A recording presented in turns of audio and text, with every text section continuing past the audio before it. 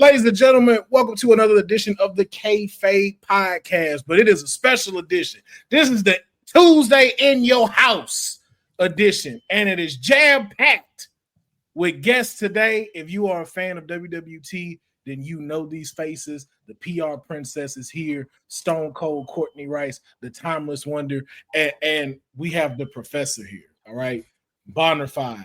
How many names, honey? How many names we at now? Bonafide, the professor, Hollywood G. I'm not sure. There's just so many, and there's so many more to come. It's just endless. Thank you, guys. A man of many names. Yes, Deonce is coming off his tour to join us back again on the Kayfabe Podcast. Thank you for joining us. Yes, took a time out for all the single fathers out there dancing and stuff for him. And still got the shirt. Right there. Oh my goodness. But first, before we begin, how is everybody? Professor, it's been a minute since we've seen you, man. How is everything going? Yeah, things are good. It's been a very, very busy time. A lot of things are happening. But good things, staying super busy. We've got a big show coming up Saturday night with Ashe, and lots going on with Southern Honor and Nightmare Factory, and just all kinds of things are in the works. So I'm just it's been busy, but it's been good. So it's good to be hanging with you guys tonight. Oh yeah, it's always great to be hanging with you and having you here on the Kayfabe Podcast. Yeah, my first time on this one. I know. Yeah, that's all. We gotta make sure it's right. We gotta make sure you get to have some fun with us. For sure. Do a couple of our known segments that we do. So we got that coming up for those that's tuning in. We got the Blind Five and we got a fantasy booking that I think y'all are going to enjoy, and y'all need to jump into the comments for them. So make sure that y'all keep staying tuned. Courtney, how are things on your end? How is the timeless elites? It has been good. It's been busy but productive. As people know, I did my watch along for TNA Slammiversary, which we will talk about because there was a few things that I was observing throughout most of the matches, but it was a good, solid one. A lot of people were very happy in the chat, but it's been busy. Keeping myself productive. Also, ISPW is coming to Wildwood next week for one of their big shows next week, so that's going to be very, very exciting. So keeping myself productive and doing any way I can. Oh, that's right. Yes, indeed. Deonce, how are you feeling now off of the tour, back home, resting? How are you feeling today? Jet lag. You are mute.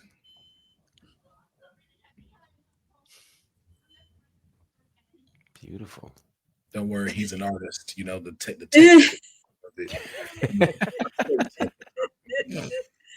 he focuses on the performances.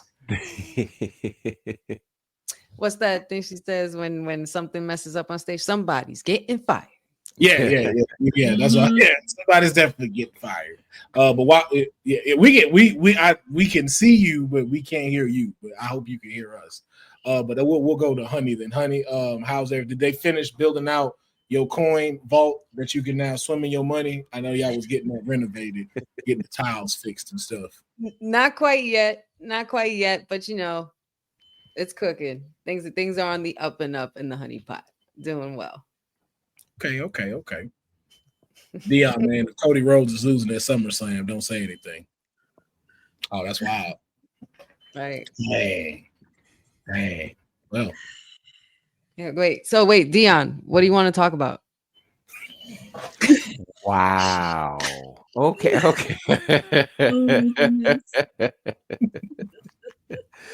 Oh boy. I couldn't help myself. Yeah. Oh man.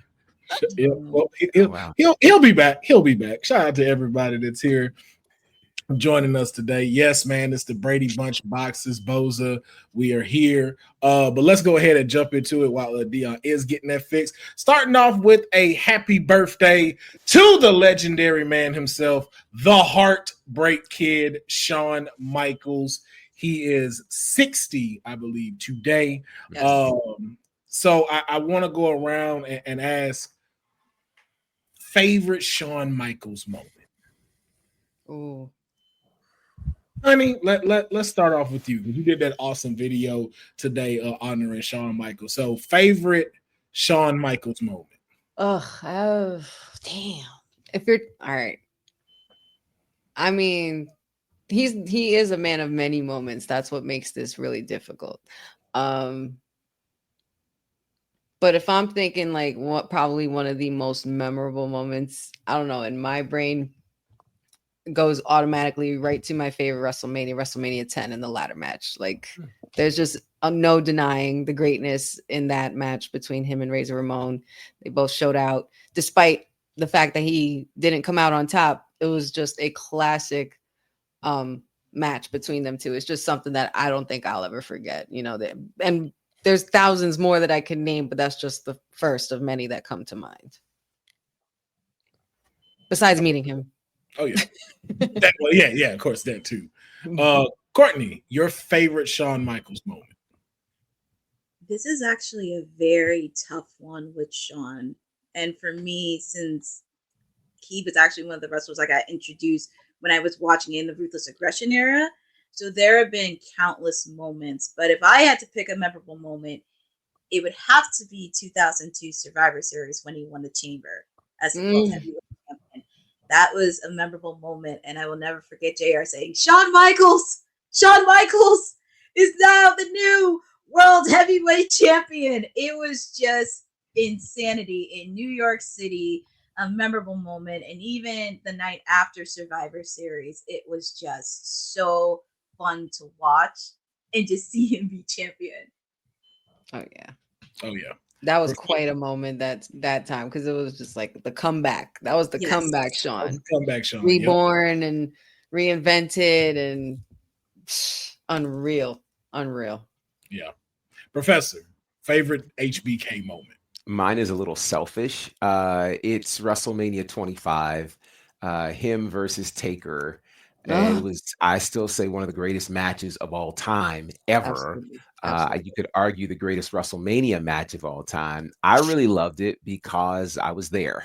So, and you've probably seen me, whether you realized it or not, but I was there.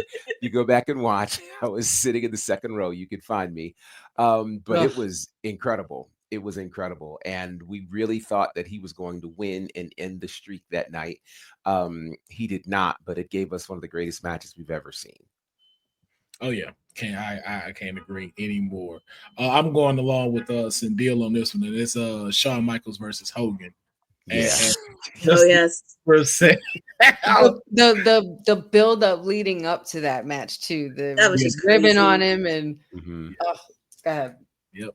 Also, anytime I can piss off the internet. Anytime I can piss off the internet. I think that Shawn Michaels is the Michael Jordan of wrestling, and people getting very upset about that. Deonne, what is your favorite moment? Mayor, how about you? Oh, wait. You say his name. Say his name. Is this better? Oh, yeah. We hear you. Can hear you. Okay. Deonne, favorite moment. Oh, wait. That was the question. Favorite HBK moment? I wasn't watching at all while I was going. Celebrating his birthday. So favorite HBK moment. We named the ladder match. We named against The Undertaker versus The Streak. Overselling for Hulk Hogan. That was so good. Might not be a match. It might just be everything else. So 2002 when he won Chamber, Courtney's choice was the Chamber match when he came back. Give me him and Ric Flair. I know it was Ric Flair's moment. Ooh, yeah. But you don't get that moment without Shawn Michaels. Absolutely not. So, so many to choose from, though. That's hell of a career, hell of a legacy to have. Oh yeah, man. And when he went, I'm sorry and I love you. And then, oh my god, I still get teary. I still get teary watching that. Yeah. Just there was what it was. There was someone made a video of it and played that Titanic song. Yeah, that was terrible. I bet. Celine Dion. Hey, if you a wrestling fan and that all the feels. All the feels. I was like, oh man, come on, don't add that to it. Right. I can right, only right. imagine how it felt for the people that were actually there. Oh yeah. Oh, I yeah. can It was only. it was incredible. I'll just Yeah. say that. Ugh. I don't want to run through the stuff I've been at, but it was Hey, incredible. we don't mind. We do not mind. Sentimental. Exactly. Like, Just No, what other I was sentimental. there. moments are I was there for that. Oh, It grown men crying. It was special. yeah, man. It was very, very special. yeah, like what other wrestling moment would there be that could be like that could bring a tear to your eye like that? Because That was probably the first of wrestling match moments. I mean, we had, of course, like, emotional things like Owen passing and those types of things.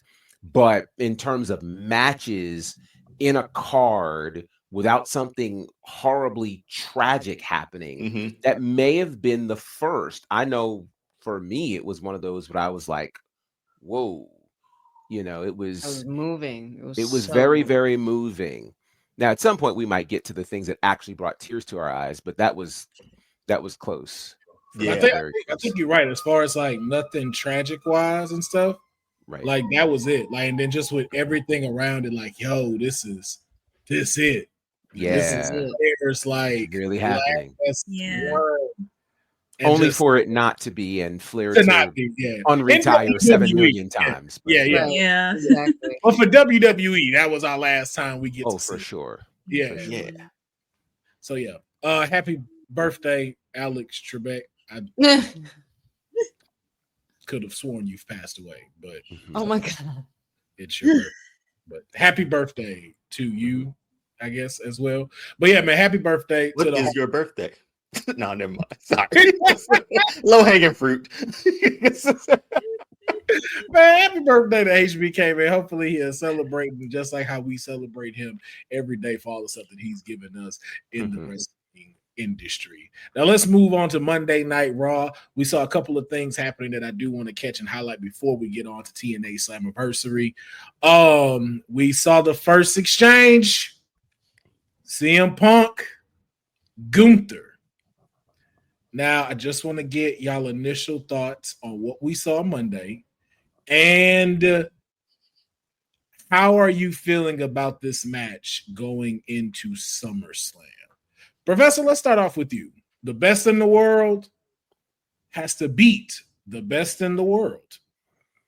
Yeah, and the best in the world is going to win.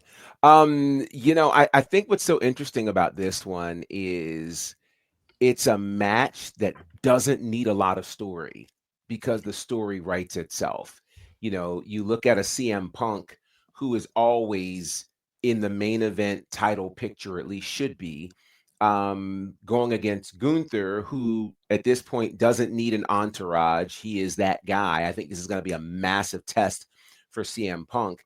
And after Gunther was so kind and generous to Oldberg, then I think it's a great opportunity that we get to see him actually in the kind of match he'd want to be in against CM Punk, against someone who's a worthy competitor on a grand stage like SummerSlam. So I enjoyed this exchange. They don't need to do a whole lot, which is, and they don't have a lot of time to do a lot. In 2 weeks. Yeah. They got this week and next week, and that's about it. But they don't need a ton of time. This is a match that writes itself. So I'm looking forward to it. Yeah. Courtney, your thoughts on this exchange and where does this have you as far as this match leading into SummerSlam? I'm actually very looking forward to this match next week at SummerSlam.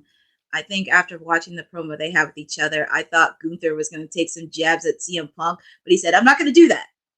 And the encounter was short and sweet to the point, and pretty much what Professor said too, the best in the world versus the best in the world. And also, it's very interesting because they probably had encountered each other in the last couple months, so they know each other very well. And Gunther, he's very smart, so he's similar. He actually knows who CM Punk is, but also very curious on what they're going to do on the final Monday of Raw before heading into SummerSlam, because next Monday is going to be the final one before the biggest event of the summer. So I'm actually looking forward to this match, and also very curious because I'm gonna be honest, I don't even know who's gonna win this match, because this is really gonna be an interesting match for both of them. Mm-hmm. But also, it's gonna be what's next for CM Punk after this match. Yes, the shot was just firing already. I haven't said anything yet. We're only 15 minutes in, and the shots are already coming. So, Boza brought up a good point, and honey, I want to direct this to you because, and then just correct me if I'm wrong from anybody. We haven't really gotten an update on Seth's injury. Well, we kind of did. I don't know if you guys paid attention last night, right as Roman was getting ready to talk, Paul Heyman said, we are not going to see Seth Rollins for a very long time. Seth was on the Rich Eisen show, where he was saying that this feels a whole lot like his injury from 2015. And so his concern is, will he make it back for WrestleMania? So it seems very much like they are trying to move around whatever Seth Rollins and his part was supposed to be in this. But at this point, I don't see any possibility. If Seth Rollins comes back to cash in, then we all were duped. And they took some very, very significant means to do that. But at this point, it looks to me like, we're not going to get a cash in at SummerSlam. And see, now with so much what they doing now, I'd be having to question everything. Like, is this a work? Is he really out? Did he really get hurt? Like, it's just that's it wouldn't be far-fetched though. Yeah. But just considering how they like ended that match with him and LA Knight to make it look as real as it did, just to dupe us for 2 weeks or 3 weeks to SummerSlam. Here's the thing. That's one of those things they don't need to do. No. Yeah. They were moving with so much momentum. This is not one of, and I think we have to think about that when we think about whatever we're considering a work or whatever. The question is it necessary? And considering all that Seth Rollins had been building with this group, which is still nameless, it would have made sense for him to be able to be on that role, to go into SummerSlam, knowing that this cash in is hanging over the heads of guys, but it's not even a factor at this particular point. I was technically going to say, I don't really think the team's nameless, because I believe the tribal chief said it on his Instagram earlier today. They're the Bronze. Shit. Bronze. Boy. Yo, that name stick. The Bronze. I lost it when I heard him say that. I said, no, he didn't. I'm with it. So Heyman's Haven. Hopefully there's a writer's room episode where they show maybe that them coming up. I don't really see them as a haven per se, but yeah. Deonne, your thoughts on CM Punk and the guy that retired Goldberg's match? Yeah, Gunther, NBC, and Bret Hart collectively retired him all in one night. But I think fair trade with this one. No, it's not. Okay, with this one, it's very interesting because I did take the Seth Rollins stuff into account, but I was like, that's a lot to do when you don't need to do it. I don't know, man. Like I keep trying to figure out, why did we take it off of Jay? And I can't wrap my brain around that, because Jay and CM Punk, two fan favorites at SummerSlam, would have been wild. Like, heck, even if LA Knight would have won, LA Knight, you can do two baby faces, LA Knight and Jey Uso. So I'm looking forward to it, just because, I mean, it's relatively new. It's CM Punk versus Gunther is something we haven't seen before. And it's surprising because it's on the SummerSlam stage too. I don't know. I think this might be CM Punk's crowning moment. Finally, after what, 3 years? Has it been 3 years of him being here? 2 years? 2.5? It's been a year and a half. Something like that. Year and a half. Not quite 2. Not quite 2? Okay, because he sat out that first Mania. It's going to be 2. But no, it'll be 2 at SummerSlam or Survivor Series. Yeah, which is wild. But I think, I'm looking forward to this one, just because, like, now you don't know where the story is going. We had an idea if Seth had his briefcase, but he's out hurt. What do you do now? you give CM Punk his run, even though Seth said, my goal is to never let you become champion. And it could happen in 2 weeks. So we'll see what happens if he sticks the dogs on him, the bronze on him from a hospital bed. That's going to stick, man. That's going to stick. It's going to stick here. It's going to stick. It's going to stick here.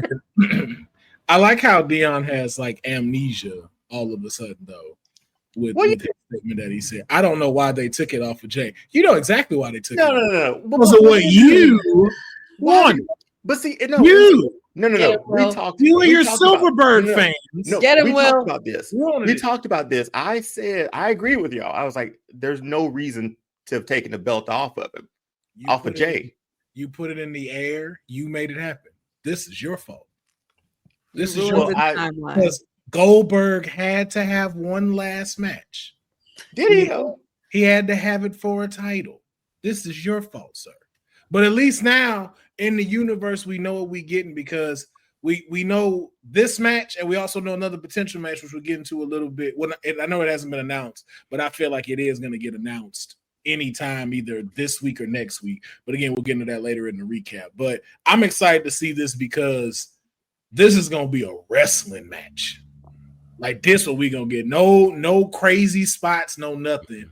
This is gonna be where where everybody want to be saying like Gunther's boring in the ring. You about to see the work because one thing CM Punk is good at is taking them licks and that distance. So we're not gonna see no crazy spots. We're not gonna see them jumping off the top rope. We're not gonna see them trying to go get put through tables, no ladders. This gonna be straight up. Best in the world versus the proclaimed best in the world. And I think that this is going to really be either CM Punk's crowning or Gunther's coming out party outside of as a straight legitimate world heavyweight champion. Any kind of little funk he had on him, it will either get dusted off or we're about to see CM Punk crown champ. Either way, we're in for an incredible match at SummerSlam with these two. So Does Gunther need this win? Considering his last few WrestleManias? Honestly, no. I think Punk needs this victory because I don't see another time of him getting the title shot. At least within this year. Oh, no, I agree. Yeah. I agree. And again, like the clock is ticking on him body-wise. And I know he at least wants to walk into WrestleMania going in for a victory, either as champ or at least maybe winning the Rumble and then getting a title shot. But I know at least from the rest of 2025, this is the only time I can see him getting crown champ.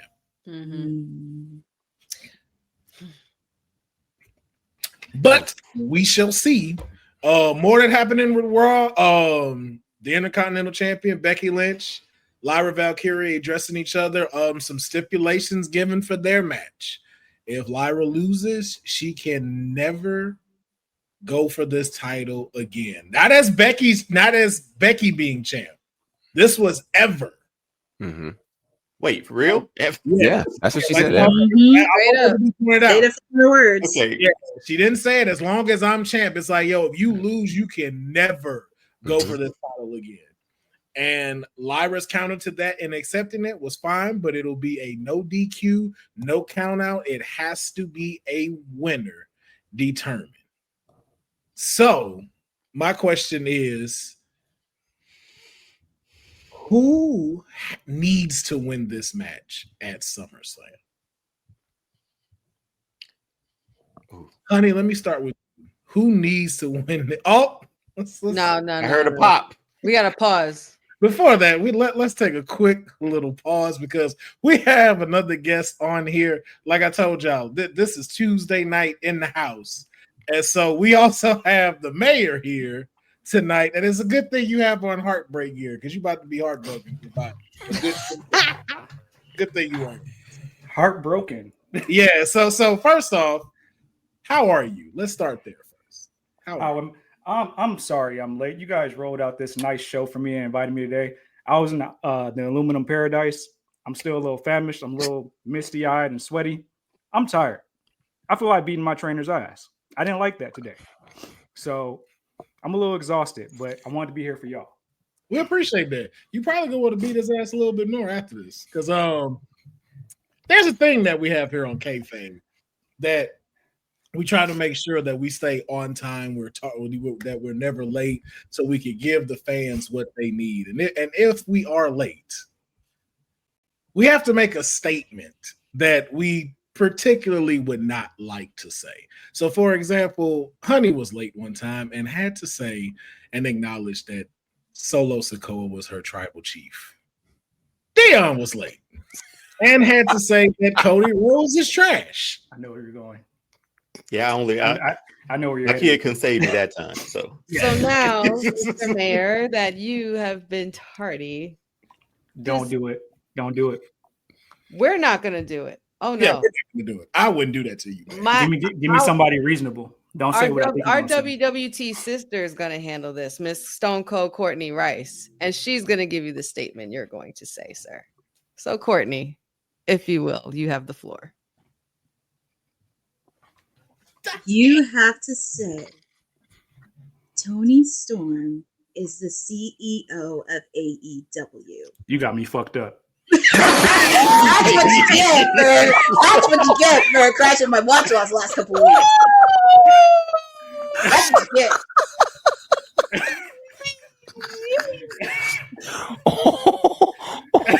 I'm carrying.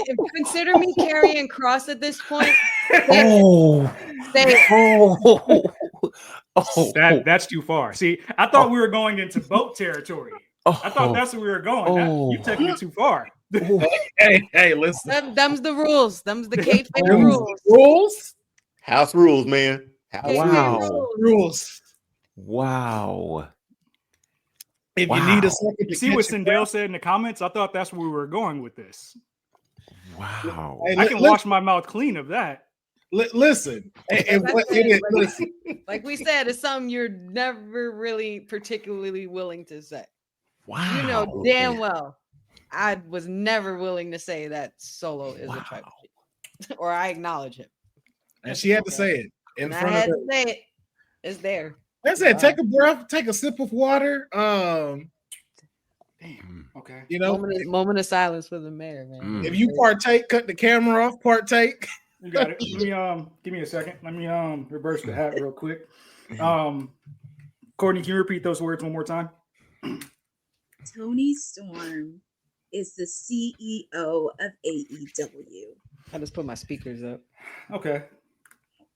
Her Majesty, Tony Rossal,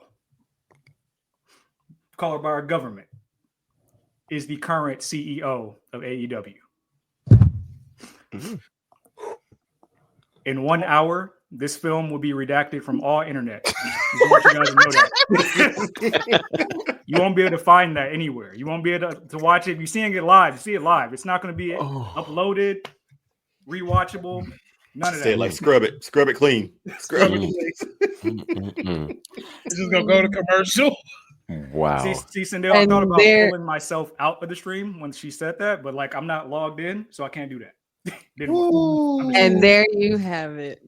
Kayfabers. Wow. There's a reason why we're never late. There's a reason why we're never late. Wow. Yeah.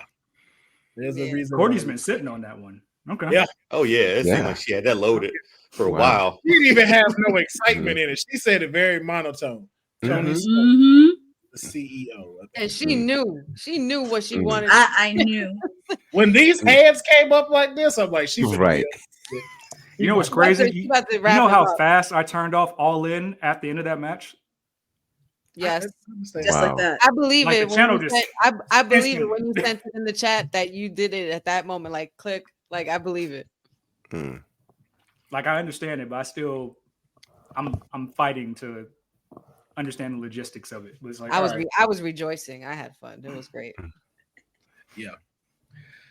But let's go ahead and let you lick your wounds, and we'll jump back into the Raw recap.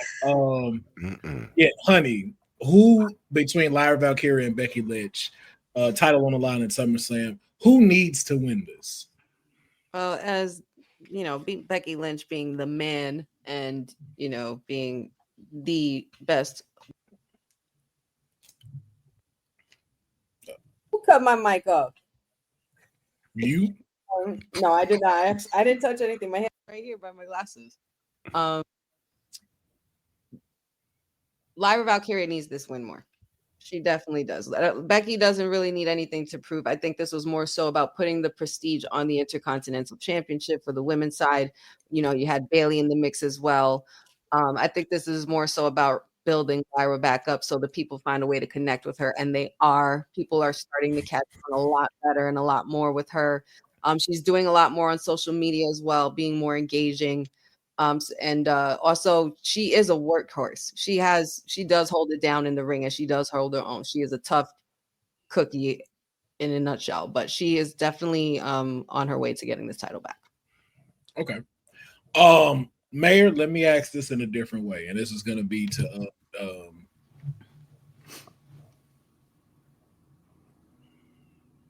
who needs to win for the Intercontinental Division moving forward? Becky. This is the perfect space for her to be in, away from the main event picture, but still elevating the women's division as a whole. I think it's time for Lyra to move on to the world title contention.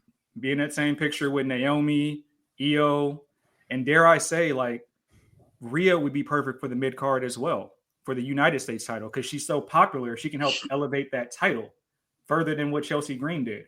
But this is perfect for Becky because you know she's going to take on all challengers the same way she did in NXT. So at least this belt is now being utilized on PLEs now. You can use Becky's star power to be like, hey, she's an Intercontinental Championship. And then you start thinking of the IC belt like you do the men's IC belt over time. That's exactly what they want. She has to keep winning, and then she needs a clean win over Lyra as well. Professor, same question.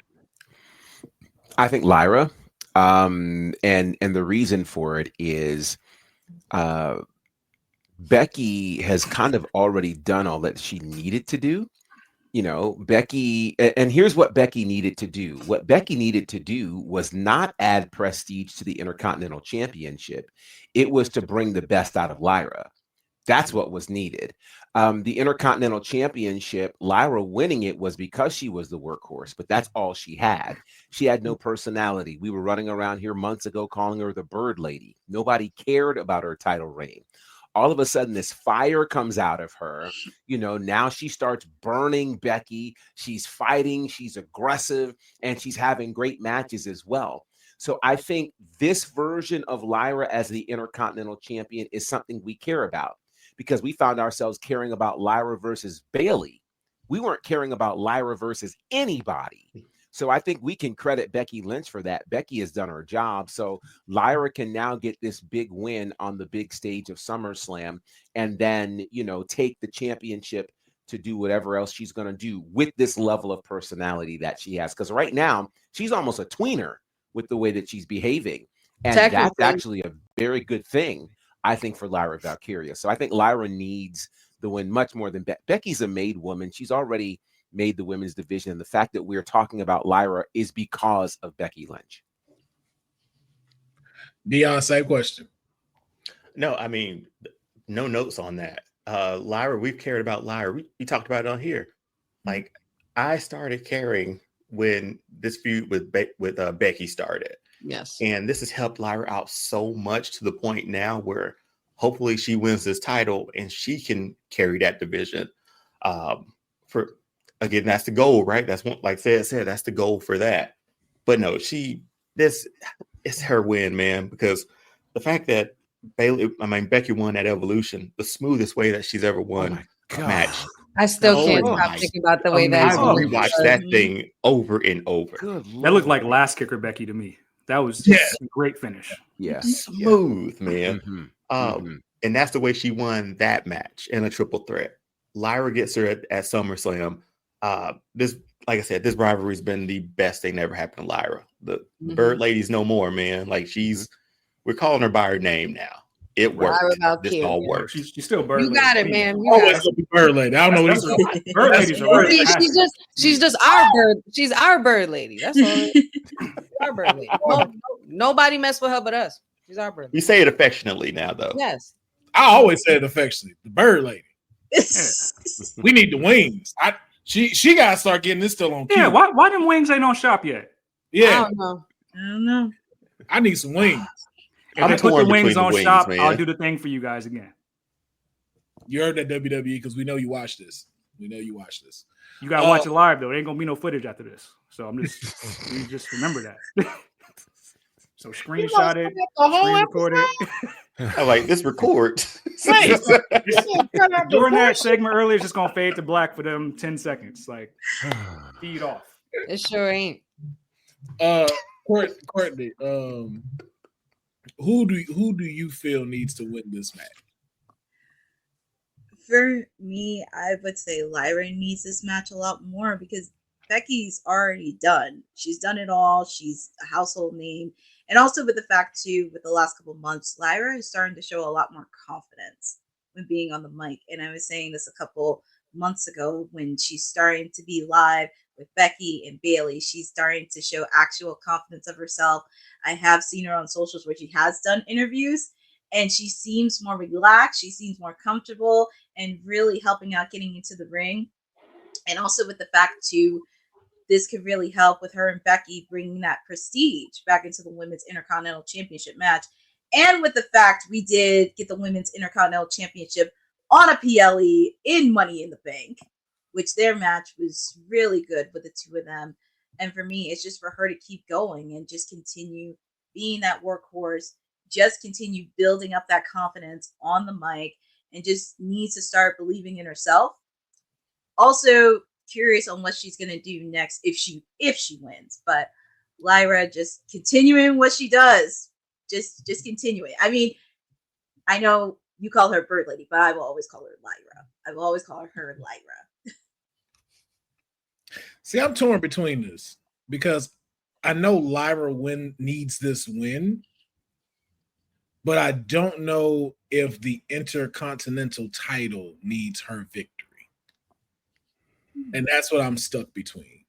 Because although she stepped it up, although she's given the confidence, my question and thinking is, okay, so what's next if she gets the belt? Like, who is her next opponent?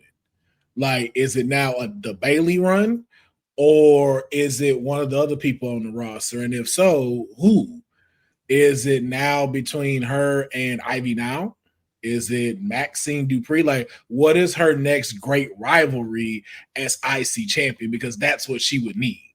Right. And so from a Becky's case, as the mayor said, she could keep rinse and repeat what she just did with Lyra and start elevating everyone.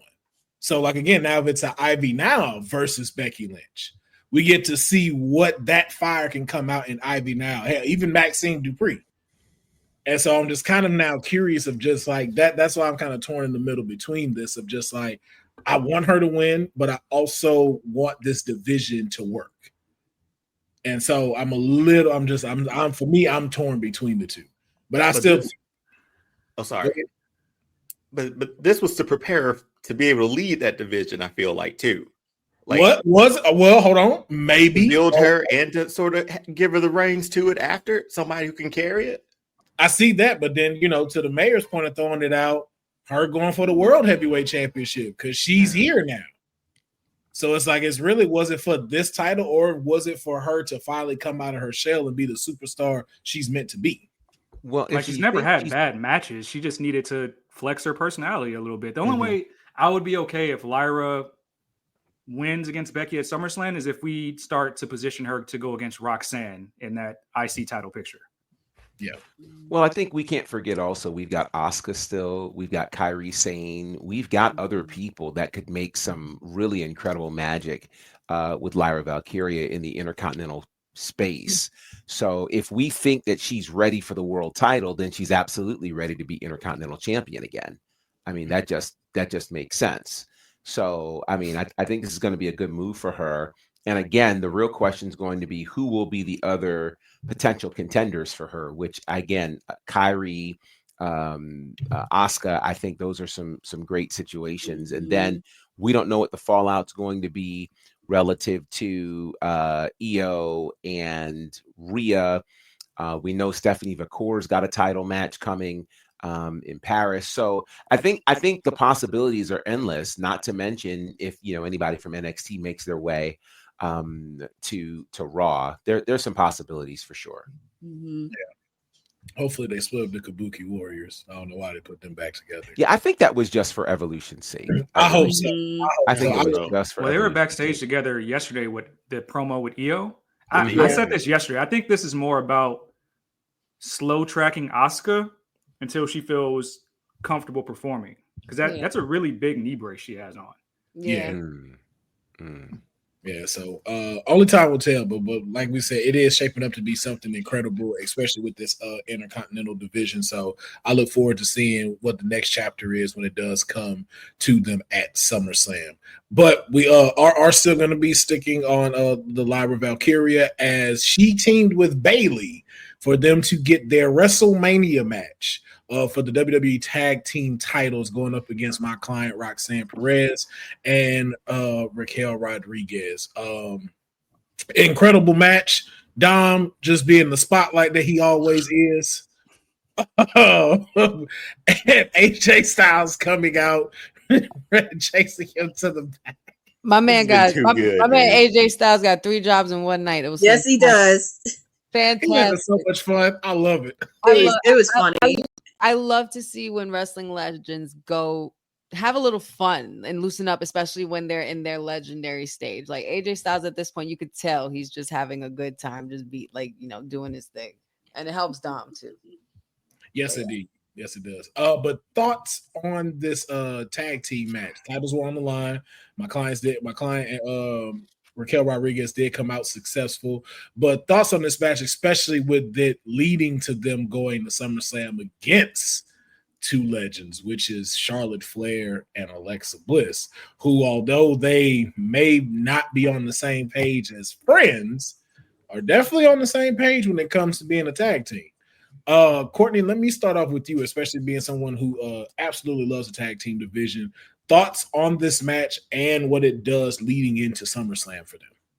I actually did enjoy the match, and also with the fact Michael Cole pointed out that actually Raquel lives in Texas. So that was something that was very interesting. Of course, Roxanne lives in Texas, so that was a huge homecoming for the both of them. And just seeing them, because the fans were really into the match. They were on their feet, energized. Of course, we had shenanigans from Dirty Don, and of course, Becky came out to cause some friction between the match she's going to have with Lyra for SummerSlam, but also really building it up. And also, this does give Raquel and Roxanne a little bit of, I'm trying to find the word for it, but kind of elevate themselves as a tag team, because at first they kind of weren't really partners with each other, but I think Raquel is starting to warm up to Roxanne, and also leading up to their match, because I think the match next week is going to be really fun against Charlotte and Alexis, and seeing them two on SmackDown, it's just fun to watch, saying we're not friends. Yeah, it is a great odd couple feeling between them two. Same question, Mayor. I like the match. Ever since Raquel responded to Kevin Nash on Twitter, she's been wrestling like the renters do. So I think she's not playing small anymore, and you can see that. And this is a good space for her, because she is the most decorated women's tag team champion in the company. So I'm glad she's helping bring Roxanne along, because Roxanne hasn't had a bad match on Raw. I don't know. I mean, I feel bad for Bayley in all this, because she's always been the odd woman out, and it just feels to me like she's about to head for another heel run that I don't really think serves her right now. So I don't know. I think this match told me more about, with Bayley eating the pin, that she's going to cost Lyra at SummerSlam. So, Professor, that actually was going to lead into my next question. Professor, your thoughts about Bayley in all of this, and then of course this tag team match leading into SummerSlam. But first, the Bayley thing. Like, how do you feel about where she is currently? It's interesting because I think there was so much of a push. You think about this time last year when Bayley was a world champion, going, of course, into SummerSlam, where she would lose that title to Nia Jax, and all of the high that she had been on from winning the Royal Rumble last year. This is a tale of 2 very different years for her. And it's interesting. Evolution was a moment for her where she got to feel a lot of love. She was very, very passionate about that. And the fans are very much behind Bayley. It seems like she's cooking up something. And I hope for her sake that what she's cooking up is going to produce kind of the best run for her, because right now it seems like all of the titles are hosed up. They're locked up. There's not much room for her in the title picture unless she's going to get the Intercontinental Championship. So perhaps this is a war that's getting started with Lyra, but I'm not sure that Bayley's the heel in this situation. The way Lyra has been behaving and talking, Lyra would very much be the heel in this. So I think, we're going to see where Bayley falls in all of this. I don't think she's going heel because too many people love her at this point. But this is not the successful run we all imagined it would be. But I don't know that she feels like she needs that. She's at the space where she could probably call her own shots. But I don't think she feels like she has to. So we'll see what happens for Bayley. Yeah. Deonne, let me ask you, what could you see happening for Bayley? Like, again, we're in July and we still got, a little less than halfway to the year. What, especially after coming off an incredible triple threat match at Evolution, does she need something big to happen, or is she okay where she is? And if she needs something bigger, what do you see that be? As a Bayley fan, I want her to be champion all the time, but that's not possible. So if I'm thinking about what she's doing, remember, like, was it a few weeks ago? I think they were playing up this idea of a losing streak, right? Maybe this is her going into the wilderness sort of deal where it's like, okay, it's loss after loss after loss. I'm hoping that they're cooking some up really like another title run for her, because we don't want to boo her at this point. So that's out of the question. Turner Hill is out of the question. Where does she go after Lyra and Becky? Because she's been in that for so long. She's been intertwined in that story since WrestleMania. So, and there's no clear cut like disconnect from it because she was just in a tag match with Lyra last night. So there's still something there for her, but they're playing up this losing streak a lot for her. And maybe that's like a comeback story for her. But yeah, I don't know, man. Bayley, for her, she should have won at Evolution. I really wish she could have, but it doesn't fit the story we're telling with Lyra's come up, right? Yeah. So, man, it's hard to say, Will, because she already won the Rumble. So I don't think we do that again. But shoot, the draft's coming up? Do we move her over? I don't know, man. Sally Professor may have something for her. What you got? Help me out. Something's clicking here, and I think it's one of the things that Bayley needs is Bayley. You're gonna love this one, Mayor. Bayley needs a natty makeover. Like, she needs to be able to go to the independents and be totally rough, like rugged Bayley. This Bayley that kicks butt and takes no names. And so I think either you send her to the independents or let her go to TNA and let her just go crazy. TNA would be fun. Let her go ham over there. And then now you're looking at a scenario where it's kind of the rebirth of Bayley. I mean, she had the space where she cut her hair, got rid of the hugging, got rid of the streamers. Now it's time for the next level of a reveal for her. So let her do what Natty's been doing in the NWA and in GCW and Bloodsport, and let her go and just beat people up, and let that happen at TNA. And boy, do we have a situation if that happens. She also needs a new finisher. She needs a new finisher. Yeah. Oh, for she sure. needs a new theme. That too. That too. Yeah. The belly to Bayley is fine, man. We could have. Well, it's the Rose plant now. It's the Rose plant. Yeah. She brought I would be here for her taking the TNA title off JC Jane, though. Yeah. I'm here for that. Absolutely. Yeah. Because there's a lot of There's a lot that could happen over there. Honey, real quick before we move to the next part, your thoughts of my client and Raquel as a tag team. I know it's newly formed. Your thoughts on, are they blending well enough, and is it good enough to be able to take on Alexa Bliss and Charlotte at SummerSlam? I mean, it's working for them so far. I'm sure it's more so shocking to Raquel, the fact that she's warming up to her as much as she is to Roxanne.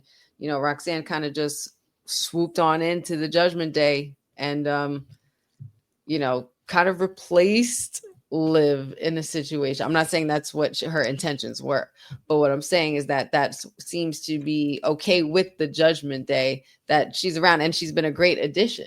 So, and they did defeat all those tag teams in Evolution. So they have definitely proved themselves more than worthy to continue to dominate. However, I don't think things are going to look so bright on their side when a certain Liv Morgan returns. There you go. There you go. Them allegations and them false words you throwing out. I mean, I'm just stating the obvious, man. Replacement, it's addition, is what it is. Because I did say addition. I just say addition. No, you said replaced. I know, but I'm not. No longer. I also said that I don't think that was her intention, but it kind of just looks that way. I'm just going with what I'm seeing. Addition. Well, you should go to Lens Crafters so you can see better. My shades are quite fine. We'll put those on so you can see shades for every occasion. We'll put those on so you can see clear. She's an addition to the Judgment Day, while Liv Morgan is out. Not replacing Liv Morgan. You can't replace Liv Morgan from the Judgment Day, nor, like you said, was her intention. She's just an addition to a faction, and it is a great addition. So we just want to make sure that. I just hope Liv looks. Way to spin it, man. Way to spin. I'm just like, yeah, we keep throwing these words out. I'm just like, damn. I just hope Liv looks at it the same way. I mean, listen, how Liv sees things is up to Liv. And I will gladly tell her the same thing, okay? When she comes back. That's all I'm saying. But we gonna keep it moving.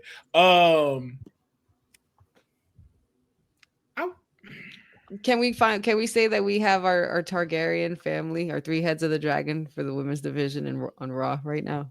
Can we say that? Yes. Is it safe to say that?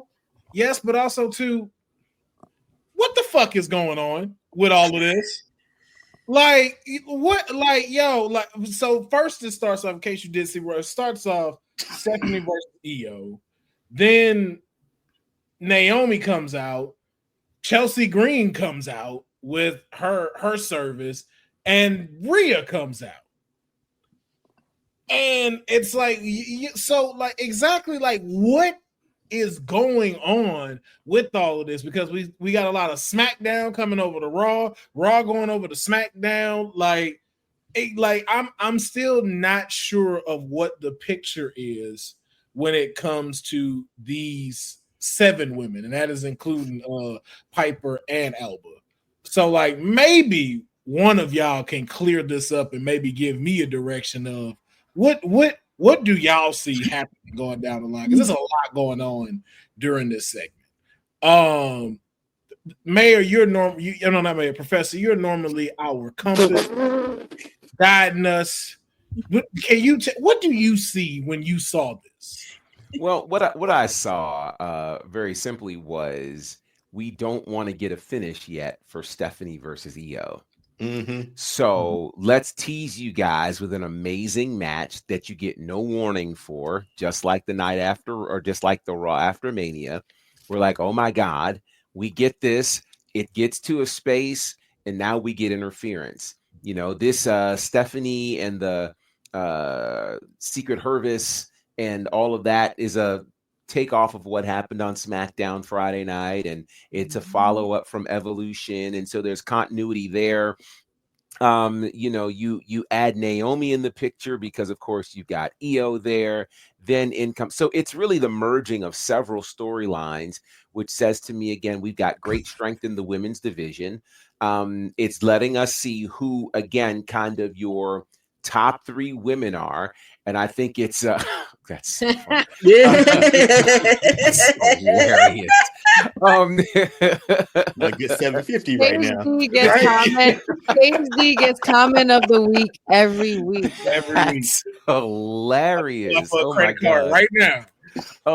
So yeah, I think that's what we're looking at right now. It all makes sense. It's just the merging of multiple storylines to ultimately distract us from a finish between Io and Stephanie Vacour, which we're not going to get that match, I think, for a while. They teased it last night, potentially for Paris. We're not getting that in Paris. That's a WrestleMania quality match, quite frankly. And that's probably when we're going to get it, so that we can actually get an actual finish. But that's what's happening in this scenario here. And all of it, I say, everybody just needs to proceed with caution.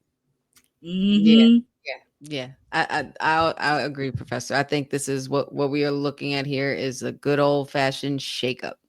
You just shaking things up before the summer, the biggest party of the summer, and I think they did it right because there's not one woman on that list that you cannot not be excited for. Did you hear the pops when all of their music played? Like even when Rhea came out, like that place roared. When Stephanie's working, like people go insane. You know what I mean? And everybody loves Io Sky. So it's just like they're just creating more big powerhouse women. Like these are the women that are still going to continue to be here to dominate in this division. And Naomi. Naomi.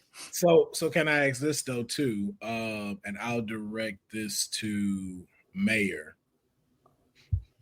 Does this potentially set up the people we're seeing for War Games? Ooh, that's where I'm. As you know, we are politicking to be at War Games this year because it'll be in San Diego. You know what? I would like to see that. I don't know who would be the 4th woman on this team right here, but if you have Naomi, the Hervis, and Chelsea, you got something there. But I like it. I honestly don't think one of the 3 women in this picture will be going to SmackDown because Chelsea just kind of low key brought her whole faction over to Raw, just under the table, out of nowhere, after she hated Adam Pearce all of last year. Don't know how that happened. But I like what I see here because obviously Stephanie has next. Rhea's wildly popular, probably top 3 in the whole company. And Io is the best performer in the entire company, man or woman. Mm-hmm. Yeah. She always puts on a banger.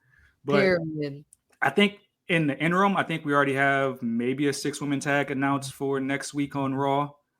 With these 3 women versus 3 on the other side.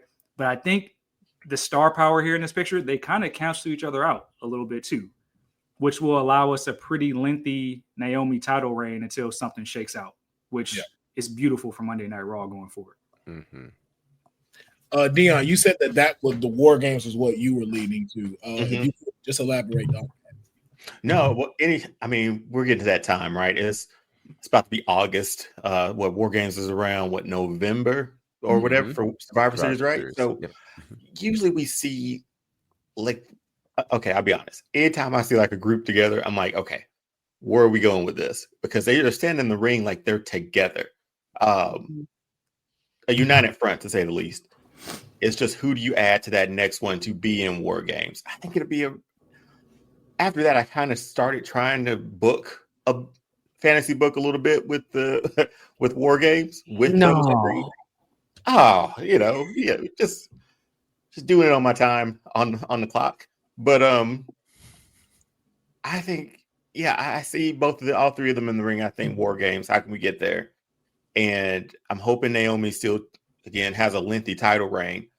But hey, squeak her in there too, and Chelsea Green, and then you get 2 more. We have to see what shakes down at SummerSlam with Jade too, with that title match. But there's a lot of possibilities that we could see these 3, in my mind, in a War Games match. But that's in November. We're still in July. Yeah, but I think we talk. I think that also answered the question I asked you. This is where you put Bayley in. In the 4 here. Bayley would be a dope addition to this.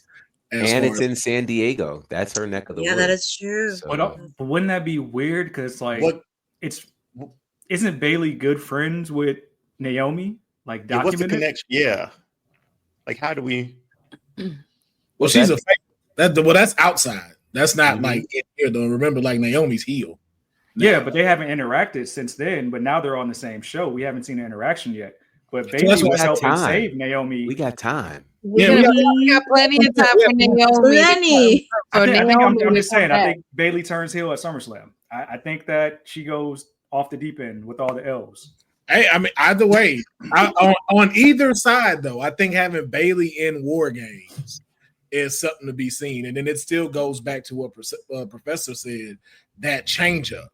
Like if you change this and she's just beating people up, like seeing that in War Games, that's something to behold. But even if you're going for the face route, that also has the whole thing with, EO now having to trust Bailey being on the team.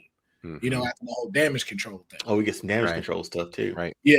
Right. So it's like it's a lot of potential there with it, but that's what I was potentially seeing. This version of Naomi going at Bailey would be something crazy, especially considering the history that they had. Like, I didn't forget and oof. Yeah, so we'll see what shakes up from all of this. But like to y'all point, it is a great display to show y'all, man, hey, women's wrestling ain't just here. It been here, and it's here to stay. It is the norm. Not going nowhere. It is the norm. But I definitely very quickly, I just want to shout out what WWE has clearly done, because remember a year ago, all we were talking about in terms of the women's division was Rhea Ripley and Liv Morgan. That's it. So for us now to be this diverse, this robust, and we're talking about all of these women specifically on Raw, where Rhea is not the world champion and Io is not the world champion and Stephanie is not the world champion, and we're having these kinds of conversations is downright amazing. So I love to see it. Yeah. We're eating right now. We're eating full plates of some good old women's wrestling. It's great. But we also had one of our favorites here on Kayfabe, Karrion Kross. And they did us right. Karrion Kross picked up the victory. I don't know how YouTube is acting, so I didn't want to show the last image that they had of him and Scarlett there, but let's just say it was very Karrion Kross like. But I just want to get anybody can jump in. Your opinion on this moving forward. Is this it for them? No. Let me ask it like this: if there is a match to go for SummerSlam between these two, what should that match be? Well, after what happened last night, a first blood match, but I don't think we need to have another match between these two at this point. Yeah, that is true.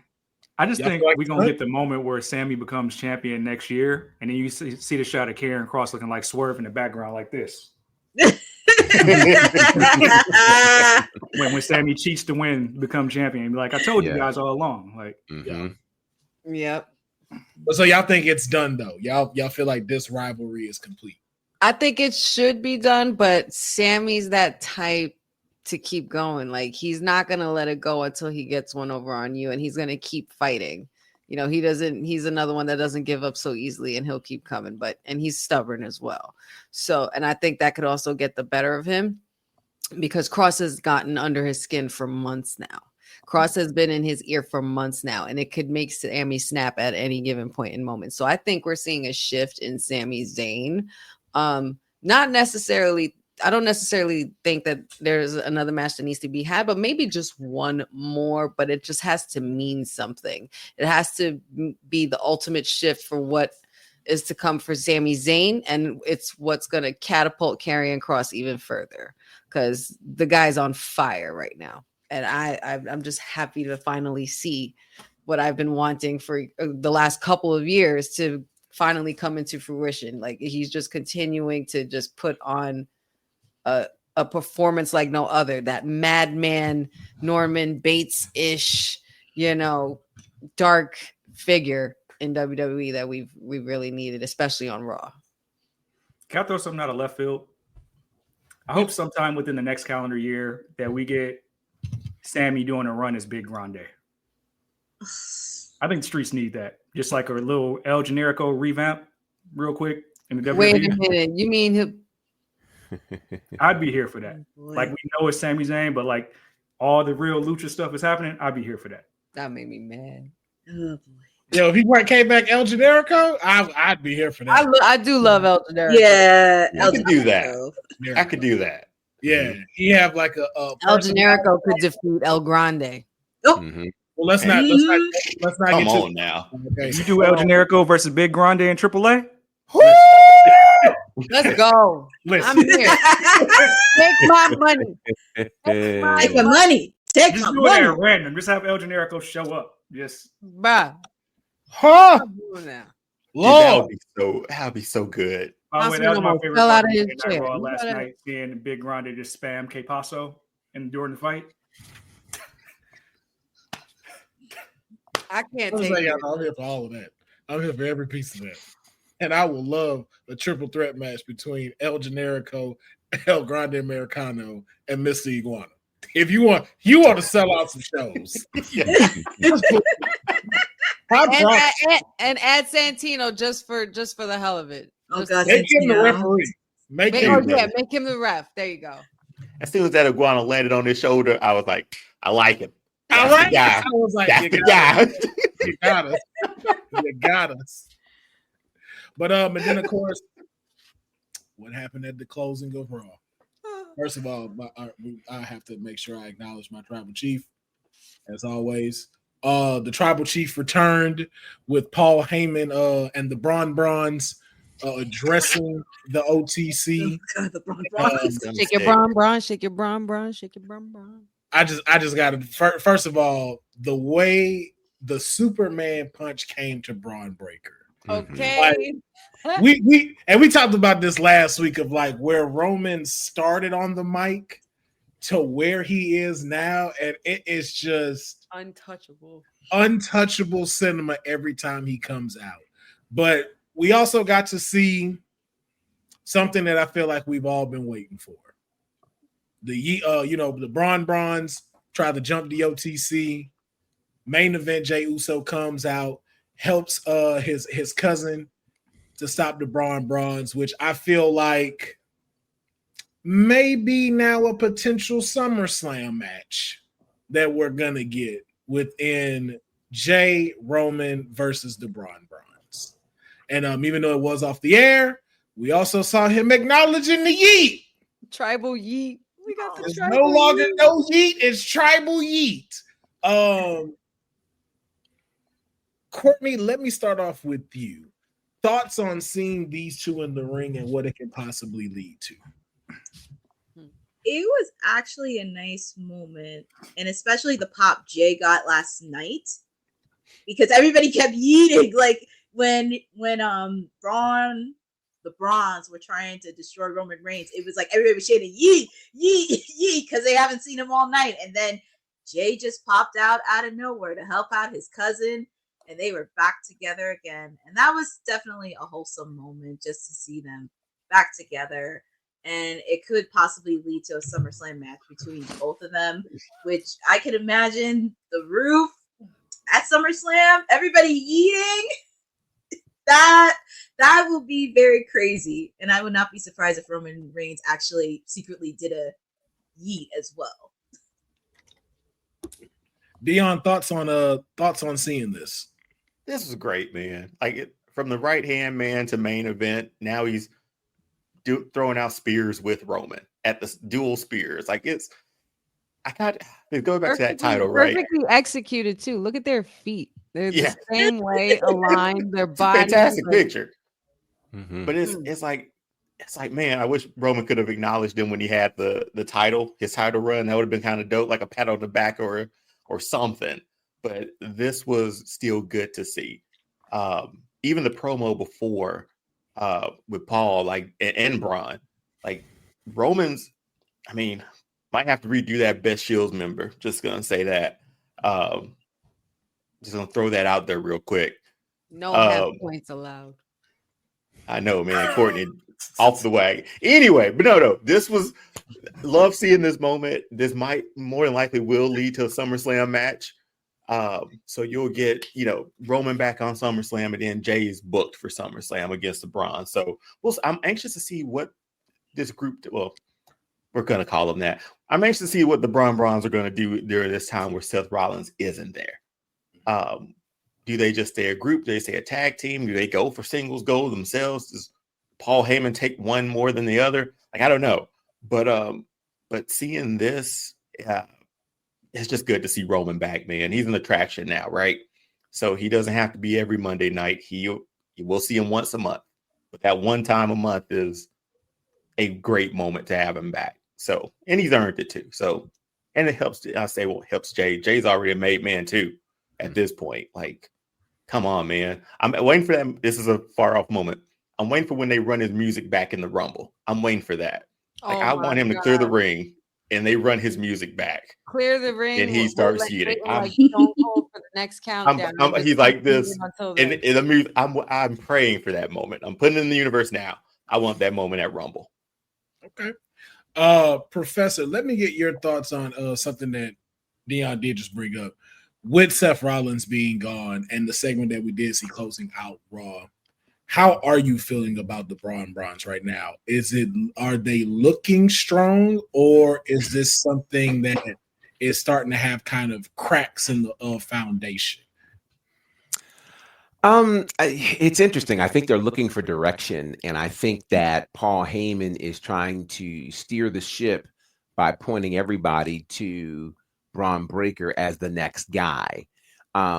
They were very, very vocal about that last night, and even Roman, said that, hey, when you're running this place in a few years, he's going to turn on you. So it's being subtly planted that the guy right now is Braun, which to me makes me now wonder, how does Bronson Reed feel about that?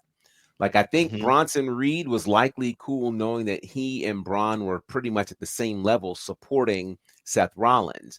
But I don't think that Braun wants to be here strictly to support what that Bronson Reed wants to be here to support Braun Breaker, all these Brauns. Yeah, too many.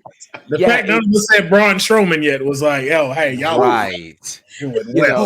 So to me, the question becomes, do they need another guy in there? And whoever he is, I'm going to need him to fit better than a Gordon Gartrell shirt.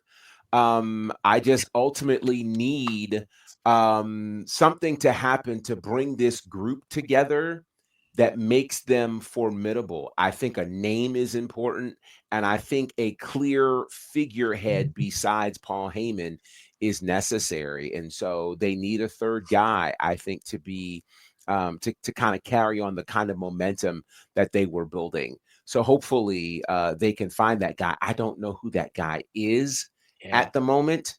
There's some possibilities, but whoever it is needs to be somebody who really can make this group look significant. And if we're at a point where Braun is the guy, then get us another heavy so that him and Bronson can really be a towering force behind a Braun Breaker. And honestly, whoever it is, in thinking about it, probably needs to be a veteran, because somebody needs to be able to offer some advice that has some muscle to stop Braun when he wants to go off the rails.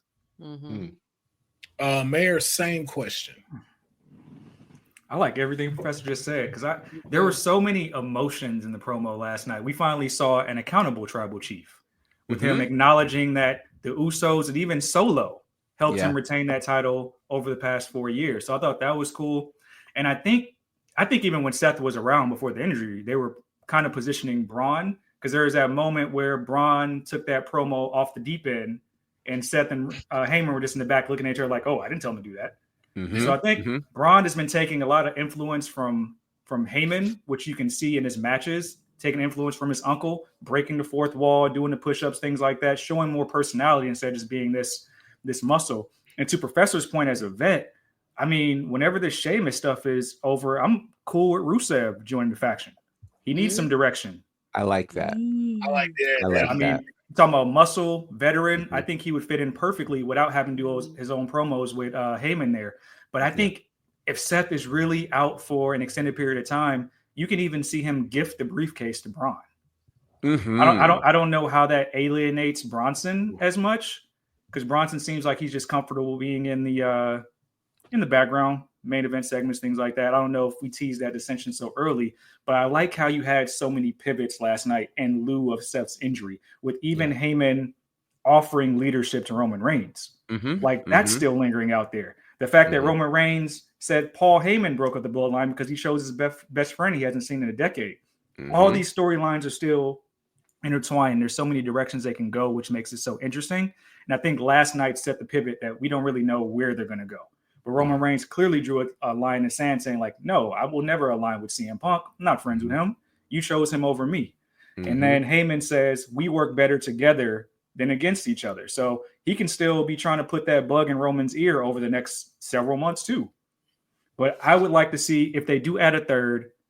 And I know Austin Theory is gearing for a face turn. I think he would be perfect. But Rusev, I would love to see that for him. Yeah. Honey, your thoughts on the direction that they're using the tribal chief? Is he being utilized properly, or did you see a different direction on him being here? I don't necessarily see a different direction. I just know that this is a different tribal chief run going forward. You could definitely feel it. He's pretty much humbling himself and pretty much coming back full circle to himself, to his roots about how he became the tribal chief. He also acknowledged the fans for acknowledging him for so many years. And that is a big thing that Roman hasn't really done before, even as the tribal chief, during his run. It was more so all about the fans acknowledging him every time and everyone acknowledging him. So this is more of a very humble Roman Reigns. As far as how he needs to be utilized going forward, I don't think there really needs to be necessarily a way, because he could fit in pretty much in a lot of different stories. And this pretty much has all of that together on Raw, because it has the history of, how the downfall of everything happened. You still have CM Punk there on Raw as well, going for that title. You have Seth as the Money in the Bank. There's still elements of Roman's history that are still ingrained in Raw. So I think that they're going in the right direction with how they're booking him. And I just love to see the tribal chief having more fun. This is a laid back, chill out. I feel like this is him at home. Like, this is Roman at home that we're getting going forward. Okay. Yeah. So we just, again, great time to be a wrestling fan. Looking forward to seeing what's going to be happening with our tribal chief, main event Jey Uso, and even the Braun Bronze and Paul Heyman. Love to see what's going to happen as the stories unfolded. So now we're going to get into TNA Slammiversary. Not the entire thing. Just want to show y'all some of the new champs that were crowned. And some of the outcomes that happened. We have a new X Divisions champion in Leon Slater. I think this is the first time in history we've had a guy that's on two separate brands winning a title on here. Hopefully he wins something at AEW as well and becomes a double champ. But shout out to what happened? You say AEW? Yes. Yeah, he on AEW too. Stop it. Yeah. This is an ongoing thing. This isn't a curve. I thought y'all say that's the same person. Okay? Him and Kevin are the same person. I may need to do it. We have an Elias Ezekiel situation. Yeah. I synced them at Vegas. I synced them. All right. We saw them at Fourth Row. All right. I know what I saw. They both wear purple too. I mean, exactly. Yeah, that doesn't help. Same thing. That doesn't help the argument. They're two different people. He is not. Councilman Owens. Wow. Wow. Thoughts on this victory. Leon Slater now the X Division champion, and of course also this major endorsement, a returning agent Styles at TNA and just endorsing Leon Slater through the roof. I just want to get y'all initial thoughts on this. Professor, let's start with you. I'll be very quick. It was a beautiful moment. I loved everything about this. Again, Leon Slater, very, very deserving to be the new X Division champion. Very much a moment toward the future. And for AJ Styles, Mr. TNA, very safe to say, to be used in this regard to come back home. It was fantastic. It was perfectly done. Courtney, your thoughts? Congratulations to Leon Slater, and that was definitely a match that I was happy that he got to win, and it did bring sentimental value for AJ Styles to come out because he was the inaugural X Division champion and acknowledged so many of the past champions that have won it, from Samoa Joe to Christopher Daniels to Petey Williams, and so many guys that have won it, and really giving his respect, and that was really a great moment to see. And also I'm very curious on what is going to lead next within the X Division of TNA. Mayor, your thoughts? Big moment. I mean, sky's the limit now. You get the AJ Styles rub and you dethrone Moose, who's been a big deal in TNA over the past few years. I think having that crowning moment, establishing him as kind of that next big star of the X Division, but also just of the TNA brand itself, amazing to see. And I'm interested to see like what happens next now that he's the face of that division. Yeah. Honey, your thoughts? I think this is exciting to see Leon Slater get his flowers. Definitely well deserved. In regards to getting the ultra rub from AJ Styles, when it's very rare in the business when you are the first of something, or when you're the first. Oh, you went mute. Why is he doing that? But as I was saying, it's very special when you're when you're part of something that's just the first of something, and then to be able to see it grow. I remember my little brother when he first told me about AJ Styles, because I had fallen off of watching it from some time, and he had showed me AJ Styles when he had, the short haircut. He was still young, fresh, new, but I just knew from the moment that I saw him that this guy was going to be something. I'm just like, wow. Seeing him return that night, it was just like literally not a prodigal son, but just seeing the legend arrive back home and, touching the roots and being able to put over the next talent for the next few years of TNA is just absolutely amazing. So it was a really well done segment for TNA. The crowd went nuts. Yeah. Deonne, your thoughts? I mean, it's very hopeful for TNA in the X Division because you get that seal of approval from AJ. You beat Moose. TNA is on the swing, on the uprise. So it's all perfect timing for Leon Slater to get his flowers and pretty much lead this division. Again, just a good moment, man. To see, I don't think we ever really thought we'd see AJ in a TNA ring again.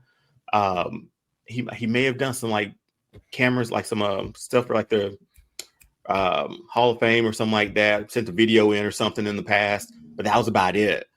But to see him back and then to look at the future behind him in this picture, yeah man, like TNA. A lot happened at Slammiversary, but this was my favorite moment from Slammiversary.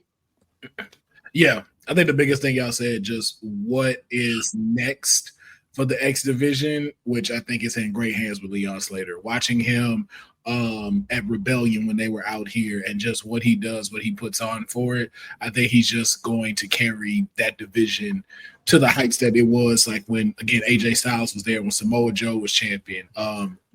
That's the feeling I get with him on there. And then shout out to Moose as well, because Moose held it down. Longest reigning X Division champion. 279 days. Second. Incredible. So I think just overall it was an incredible match to see, especially for Slammiversary. And then of course we have new tag champs. Lord have mercy. Second favorite moment of the night. Very favorite moment of the night. Very unconditional way. Jeff Hardy went die hard on us with this ladder to pull these titles down and become the new TNA tag team champions. But the biggest thing that I wanted to talk about with this, – this right here. My heart. Balance of Glory. My heart. October. The Dudleys versus the Hardys. My heart. Deonne, your thoughts? No, you came to me. I made a face, didn't I?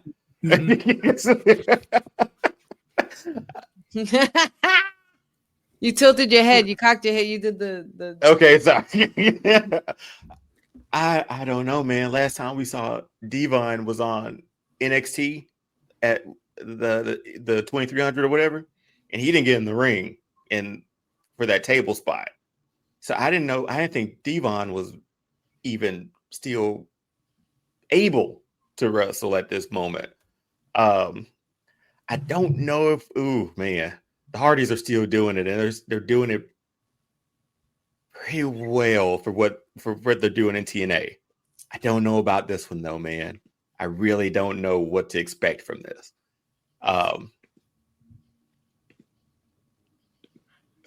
It's gonna be Spike.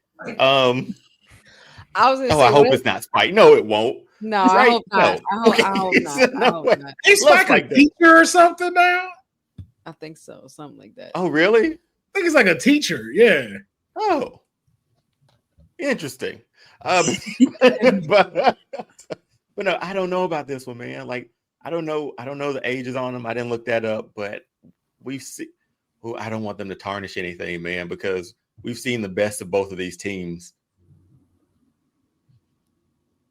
I don't know if I'm on. Oh, Will, go somebody else. Go somebody else. Because I don't know, man. He's malfunctioning. You hear me? He's malfunctioning. Yeah, it's like I don't know because I didn't expect that this would happen or Bubba would come out to say one more match against the Dudleys. Deonne, just say it, bro. They out of shape. Do you scared? We see them bellies on them Dudleys. Like, yo, what y'all doing? It's in October. You got time, but you got time. Unless they got and they Devo put was together in the a same smart McDonald's line than me at the Palms. Like, hey, like, what you doing? They could. They're smart enough and veterans enough to be able to put together a really good match. I think. But they talking about getting tables. Man. They talking about getting tables out. Wait, it's not just a regular match. No, that meant the last thing he said because they were all chanting, "Where's Devo?" He said, when you see it, you're gonna hear it, Devon, and he went 1, 2, 3, and everybody else get the tables. But Mayor, let me get your thoughts. I hear DDP Yoga works miracles, so Devon be doing that, and they got time. They got time. October, they got a little time. I mean, we got to see Devon at fourth rope with his sons took on the Hardys, and I don't think Devon looked like he was out of shape. He's just an older guy. But I imagine Devon sitting on the couch right now being like, I didn't sign up for this. And we saw his walk with his sons. That's true.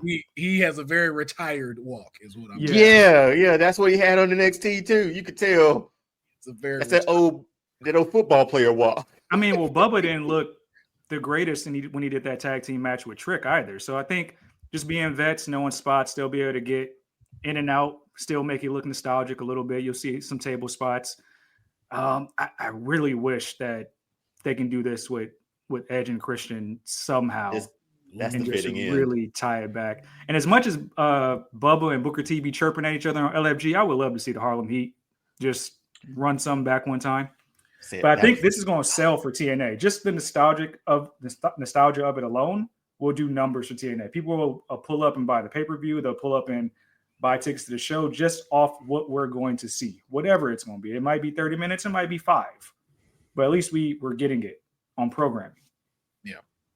Courtney, being a lover of the tag team division, your thoughts on this announcement? I kind of sat there when I was doing my watch along because when Bubba came out, I was like, okay, something is bound to happen. And a little fact that he actually put in, this is actually the 25th anniversary of back in January. It was the 25th anniversary when the Hardys and the Dudleys had their tables match at the Royal Rumble in Madison Square Garden. So that brought a lot of nostalgia for fans who remember that match and really changing the game for revolutionary and tag team wrestling. And also with that too, just really saying one more match, I was like, yeah, you need to take my money. I feel like I need to be there in person just to witness it. Because if they're gonna do it one last time, I just hope it's, they're both veterans. They know what spots they have to do. But just seeing it live up close, and especially some of the tag teams that we grew up with, they brought incredible moments, incredible tag teams, and it just makes me happy to see, just seeing the tag teams we fell in love with. It just makes my little heart happy. If Goldberg can exceed my expectations, so can Devon. Okay. You're not going. Just gonna go for a couple weeks. You know that, Deonne. So you should just be prepared. This is what happens when no one asked for Goldberg. Exactly. Okay. Here's a question. It wasn't bad though. It really wasn't. That's what I said. But quick thing. This I've been down on. DX and the Brothers of Destruction has really soured me from a lot of. Why does everybody hate that match? I refuse to. Well, here's the thing. I've seen highlights from it. I've never fully watched the match. Shawn Michaels with a bald head. That doesn't exist to me. That doesn't compute. That does not compute. I don't understand what I'm watching when I see Shawn Michaels with a bald head, man. I don't.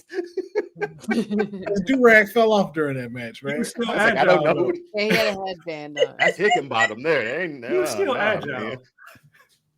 But that's just been like that's a sour taste in all of our mouths, I feel like. And these guys had great tag team moments. I hope it's a high note. That's what I'm hoping for. Hoping for the best. Hope it's a high note for them. All right. Honey, your thoughts?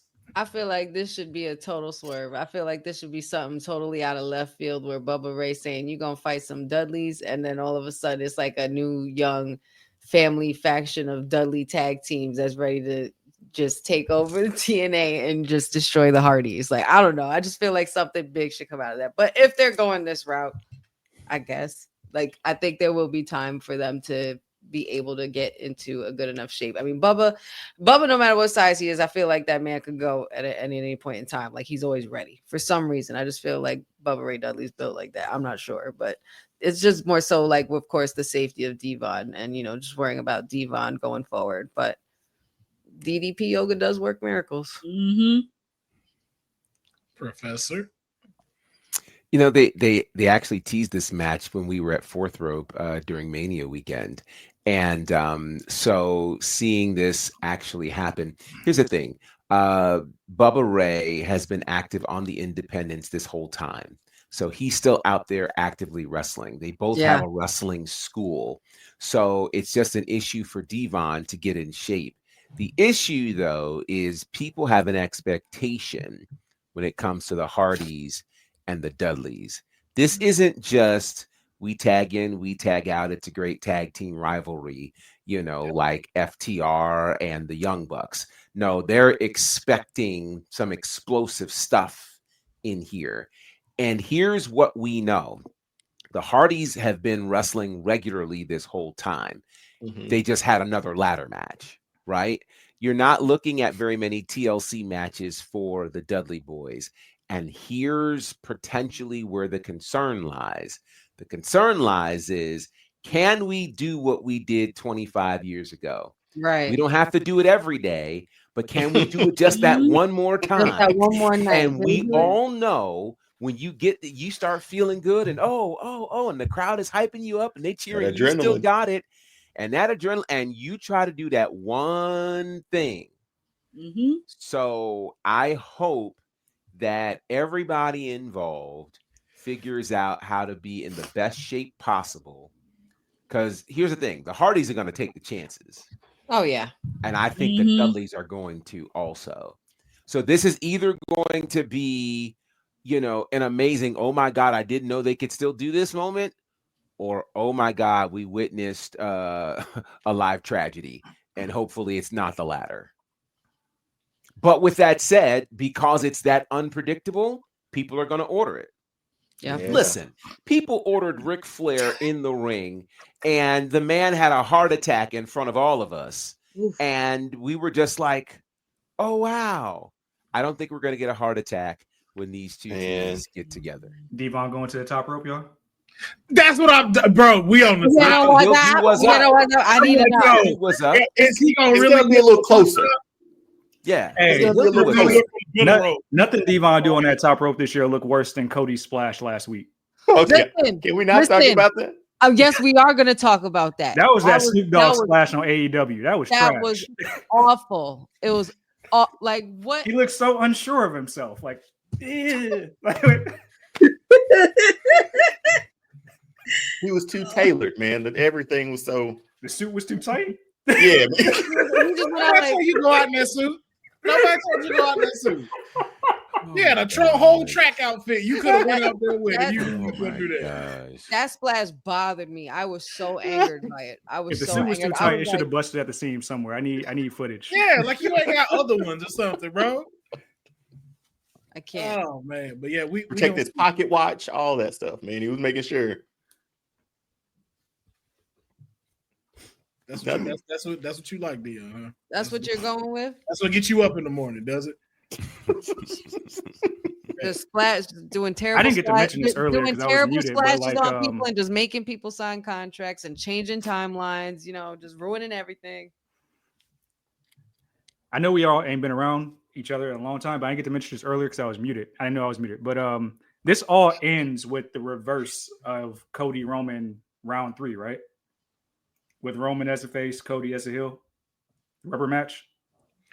Man, that's the thing though. Like I don't.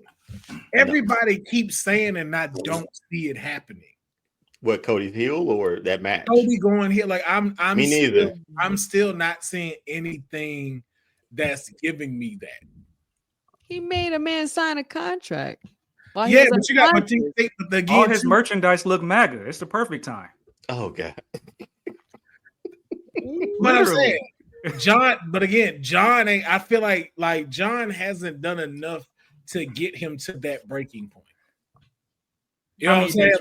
Like 8 or less. Maybe it's not about getting John to a breaking point. Maybe it's about getting Cody to a breaking point. No, that's what I'm saying. Oh, That's what it. okay. That's what I'm saying. Like John hasn't got him to that breaking point. Right. Like to where it's like, yo, you're gonna throw all your morals out the window, and it's like, yo, like the crowd is still behind you.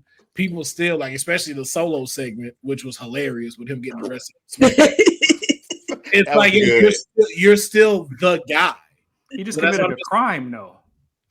He just forged a signature on national television. I mean, hey, you know what I'm saying? Like It's wrestling, man. It's wrestling. I don't know. Next. That's the answer. It's wrestling. Yeah. Sure. Okay. So yeah. So let's talk about it. Let's talk about it. Title for title was on the line. Masha Slamovich versus JC Jane. We called it, and we now have a double champion in JC. And thoughts on this? Did they get it right? And how does this make you feel about the current partnership? Professor? Y'all really want me to go first? I have your soapbox. Are you sure you want me to go first? Because I think you'll speak for all of us. This is one of the main reasons why when you said I'm available today, I was like, oh, I can't wait to hear this. I can't wait to hear this. So let me start by saying this. There are a lot of questions in terms of what does this mean for the partnership? And does this mean that kind of it's a one-sided partnership? Of course it's not a one-sided partnership. Are you kidding me? This is a perfect partnership. Here's the problem right now. Do not try to figure out if the movie is fair when you're 30 minutes in. Okay? You're 30 minutes in the Superman movie. Of course, Superman looks like he's losing. You got to stay and watch the whole movie. Here's what's happening right now. This to me is absolutely brilliant. You got a partnership with WWE and TNA. Everything that you can possibly measure says that TNA is benefiting terrifically from this. It's the largest house they've ever had in North America, almost 8,000 people. That's certainly more than a regular weekly AEW show for sure. They're killing it with these numbers. They got more eyes. They were trending #1 on X for Sports all night long Sunday. And here's what they're doing. They now have a situation where it's the David versus Goliath. Everybody knows that WWE is the Goliath, the corporate powerhouse. And whether you like TNA or not, you're going to root for the underdog. So the fact that everybody's screaming about this says that you're already rooting for the underdog. You're rooting for TNA. WWE could have had a scenario where they said, you know what, we're the great guys in all of this. You will root for us. No, they're creating a scenario where TNA is going to get their lick back. And when they do, you're going to want to see it. So to me, this is a perfect situation. JC Jane winning this championship to me is akin to Jinder Mahal becoming WWE champion. It's the thing you didn't see coming.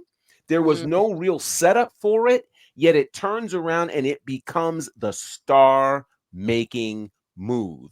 Jinder was a star after he became the world champion, but nobody saw that coming. Nobody saw JC Jane as the one of Fatal Attraction being the one. Then she turns around and in Fatal Influence, and she's still kind of the background girl. And all of a sudden, here she is on top of 2 women's divisions. At some point, we're going to have to say, we believe in JC Jane. You don't have to like her, but you're going to have to respect her because this is not a game. But think about what this also does, not just for TNA, but what this does for NXT. Both JC Jane and Trick Williams need these title runs. We've talked before about whether or not Trick Williams has been able to do a great match. The only way he was going to do that was against more experienced competitors, and those competitors lie in TNA. Yes. So he's getting great experience from that. JC Jane is now wrestling people she never had an opportunity to wrestle before. And here's the deal. To be a great champion doesn't mean you have to be a great wrestler. It means you need to get a great reaction. Ric Flair was great because he had the 4 horsemen protecting him. We just talked about Roman Reigns' greatness, and Roman finally acknowledges that it was the rest of the bloodline that was helping him. And people were mad for 4 years, and that sells tickets because when you're mad, you're going to pay to see somebody dethrone that person. That's what we got. This is a perfect partnership. It's amazing. And I love to see it because, again, remember, this is a multi-year partnership that's been signed. We're only in the first 6 months of year 1. Think about that. So that means we got a long way to go. There's a lot more story to be told. You know TNA is going to get their championships back. The question is, how will they align? How will they come together? How will they put their own differences aside to go, oh, snap, we need to fight? And while I'm here, let me also mention this for people who want to say it's one-sided. Think about it. It wasn't until May that we saw a championship change hands between NXT and TNA. And there were multiple times where TNA championships were on the line against NXT stars, and the TNA champions won. Do I need to remind you of Moose defending the X Division championship against Lexis King on NXT television? Or how about those Hardys defending the TNA World Tag titles against the unbeatable Fraxium in Madison Square Garden? And they win, right? Many opportunities for the TNA stars to defend their titles, and they did that successfully. Same for NXT. So I want to make sure people really look at this objectively. This is a scenario where we are barely 6 months into the first year of a multi-year partnership between these 2 companies. It's going swimmingly well, guys. And to try to measure it and say it's one-sided because of what happened at one event is short-sighted. And it means you're not willing to sit down and watch the rest of the movie. We all know better than this. Also, just want to make sure, Mandy Rose, this is what a double champion looks like. Okay. Just so you're aware. That part. just so you're aware. That's what a double champ is. So part. you know. In case that wasn't clear for you, Mandy Rose. Anyone else have any thoughts on this victory. Shout out to JC Jane being the breakout of her faction, just like Liv Morgan was. Fact. True. Big True. facts. Still standing. True. Still standing. Mm-hmm. Yeah, man. So congratulations, JC Jane. I think like you to Professor's point, we're in the middle of Act 1. Mm-hmm. And with all the potential that is there, there's so much there. This also, what I will say, this is leading up for us to get a lot of the stuff we have not gotten that we've wanted in NXT.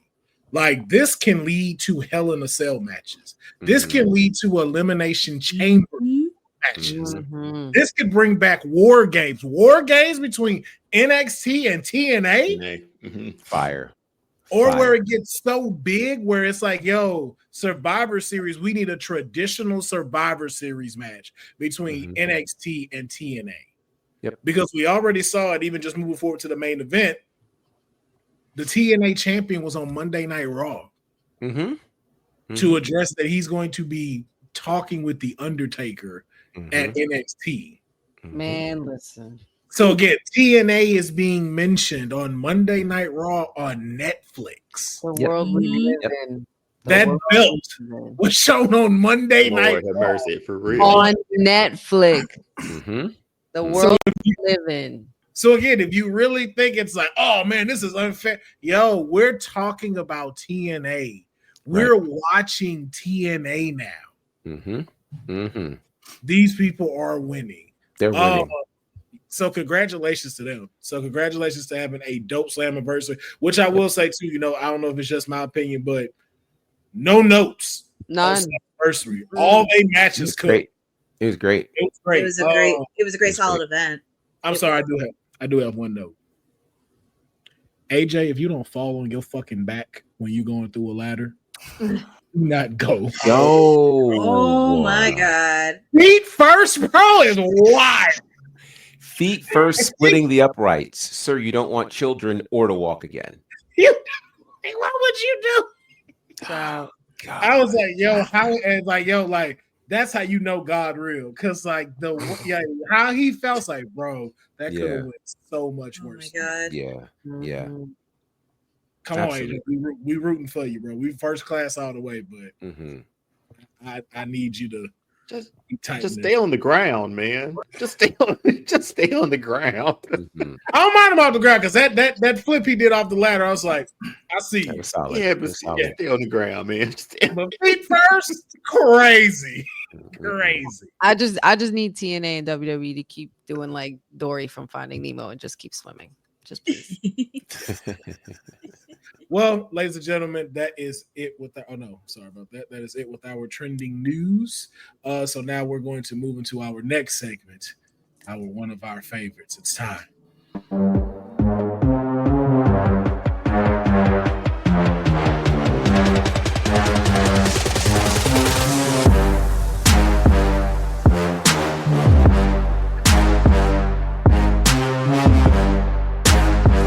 It's time for the blind five, ladies and gentlemen.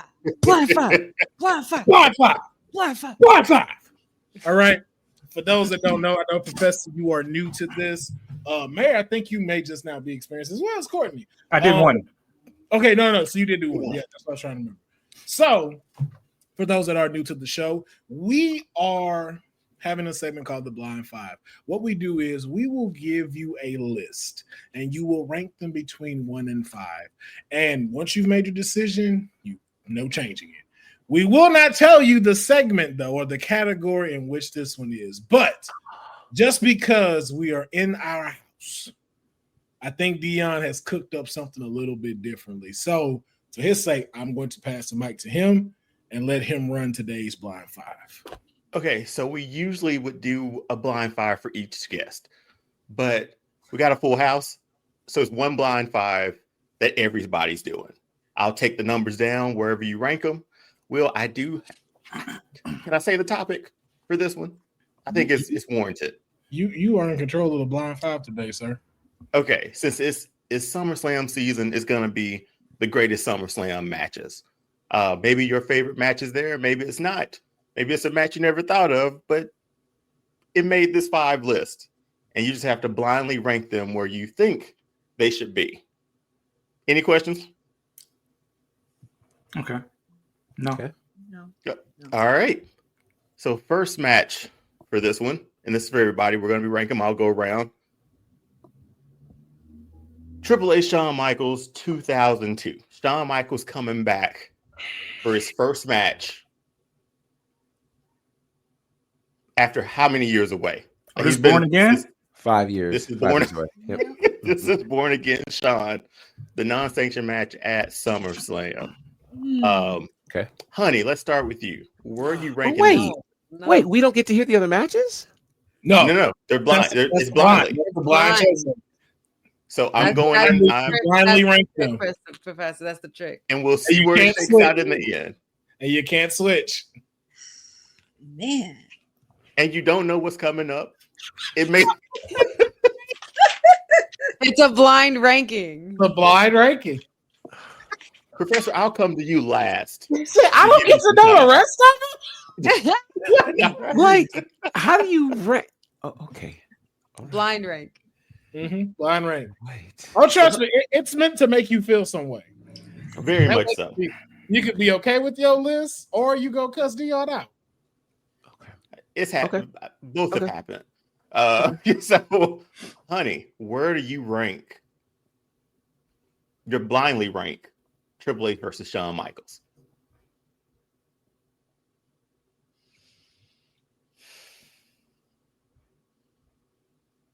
Shawn Michaels back after so many years. Jim Ross gave us those great sound bites at the end. Wasn't it? You have no heart. You have no soul. You son of a bitch. Like, Mhm. so great match. Honey, where are you putting this? I would have to put this at number 3. Ooh, okay. Will, where are you putting this one? 4. All right. Surprise, surprise. I don't trust you. So What do you mean? Wow. I don't trust where you be going with somebody else. Yeah, anytime Deonne says trust me, don't. Oh my god. Yo, exactly. Courtney, where are you putting it? I'm gonna put it at 3. All right. Playing the safe. I get it. Say what you got, man. It's tough because it's Born Again. So I gotta pay respect to Born Again HBK, but First match back, man. I feel like it's gonna be something ridiculous on this list too, though. So I'm gonna say 3. Professor. Yeah, I'm going to stick with 3 as well. I started We're a playing it trend. safe here. Started We're a playing- trend. Most Again, of I don't everybody's trust playing you. it safe. You went lower than everybody. Because I don't trust you. And then I'm thinking about all the SummerSlam matches we've had. Yeah, I'm trying to just Yeah, think. that's I all kinda I'm I had know that your picture too. do. So. And I kind of know you're thinking, and I'm like, yo, I at least know 2 he got up in here. There's 2 that I know you have to have up in here as far as We'll wait to see then. Yeah. So this Don't next be one- surprised if it's those ridiculous ones too. Don't put it past him. What do you mean ridiculous? I'm not putting past You anything. know what I mean when I say ridiculous. If y'all watch Okay. the show, y'all know what we mean. We'll get to the next one. One of my favorite matches that I put on here. It's 2014 Stephanie versus Brie. Hear me out. Hear me out. Best pedigree in the business. Great storyline. Stephanie's match. Another comeback story for you, said. Stephanie's coming back. Had a hell of a match. Nikki turned heel. We got that meme of Triple H. First up, where you ranking this one? It's gonna be something else on this list that I hate, but I'm gonna put this at 5.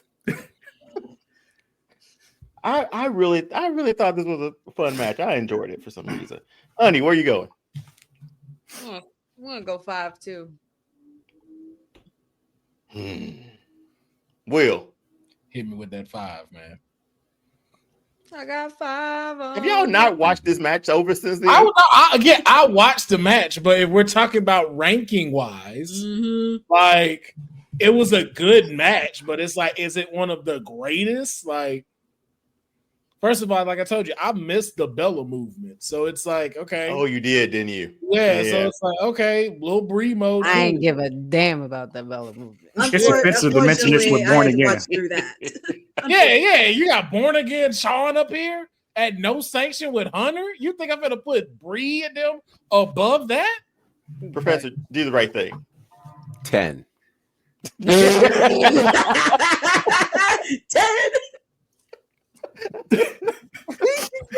I'll put you down for 5. Courtney, put a 2 at the right at the top of the 5. Put it in small Courtney? letters too. Small Put letters. it small. what you got? Where you putting it? I gotta go 5 on this match. Yeah. All right, that's everybody, right? Said you gave it a 5, honey. Gave it a 5. We played it. We played it smart. That's fine. That's fine. I enjoyed that. No, we match. not. This is just common sense.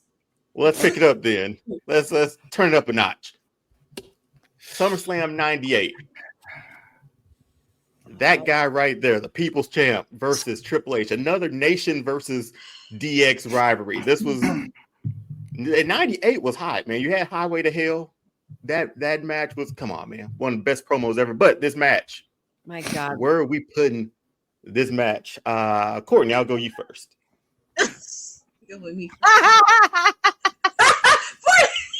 4.5. Yeah, I'm telling you, the way Honey spazzed out at the end of that debate, if we ever get like a compilation like of WWT, that gotta be it.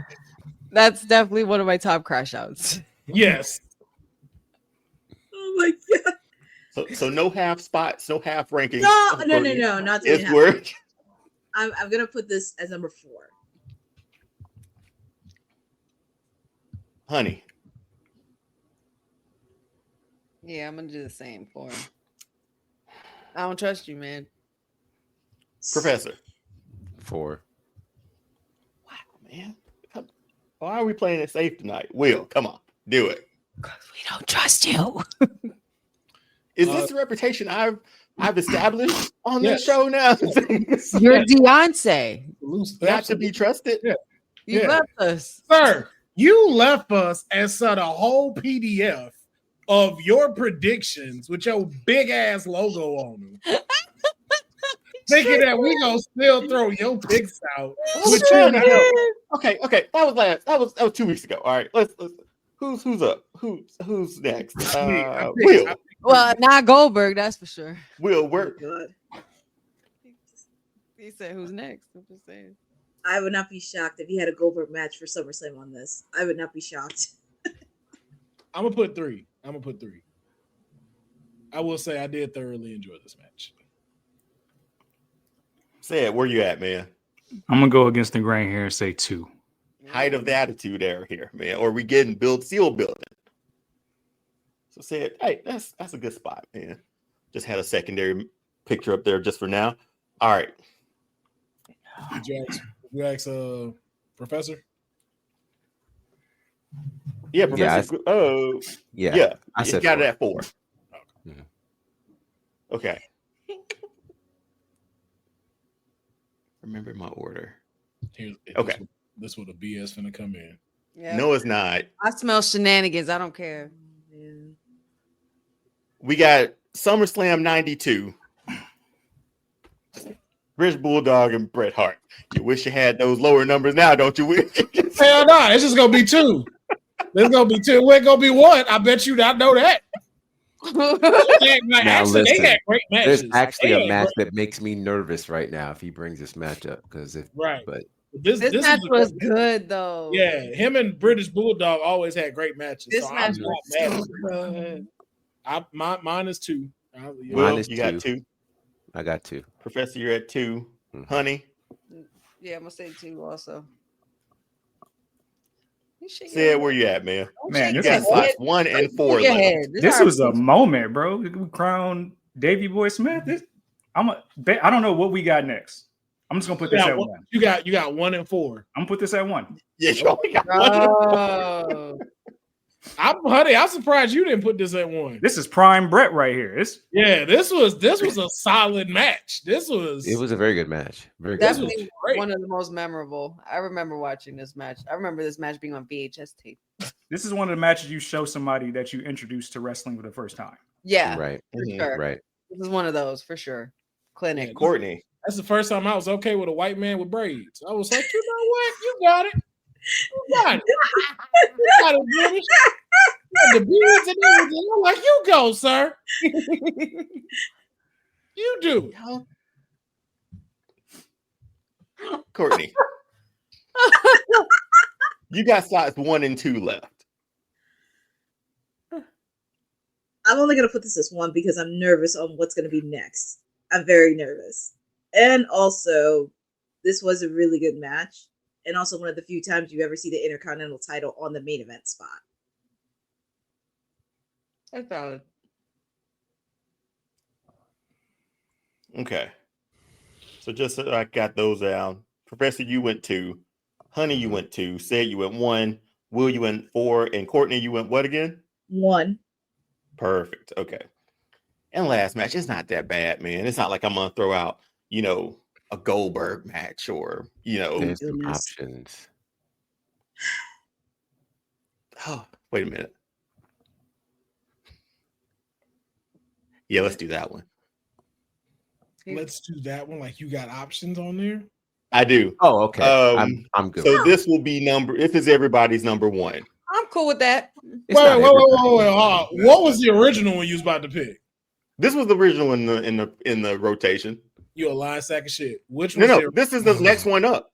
I don't believe you. But no, here's the others. There was that one. I was wondering why that wasn't there. Why wasn't that on there? And there was that one. Oh. And there was that What? one. There were 2 match? at the end. Okay. That match right there. Okay. This is a fine number 1. You just Goldberg this thing. I just want you to know that. You just Goldberg this blind 5. This is a great number 1. Shout out to Hitman representation. It led to the screw job. I'm okay with any of perfect. this. I'm okay with any of this. You have a picture of my big 3. This is definitely my number 1. I'm fine with that. And it leads into our next segment. So, okay. There we go.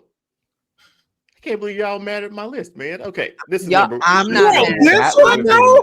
This would have been number I 1. bet. Okay. Yeah. This definitely. Y'all remember? Easily. Do you remember this one as again we're doing SummerSlam, right? Yes. Is this one as memorable as the WrestleMania one? Absolutely. Yeah. For sure. This was like the first TLC match. It's the first. Yeah. But Yes. you remember 17?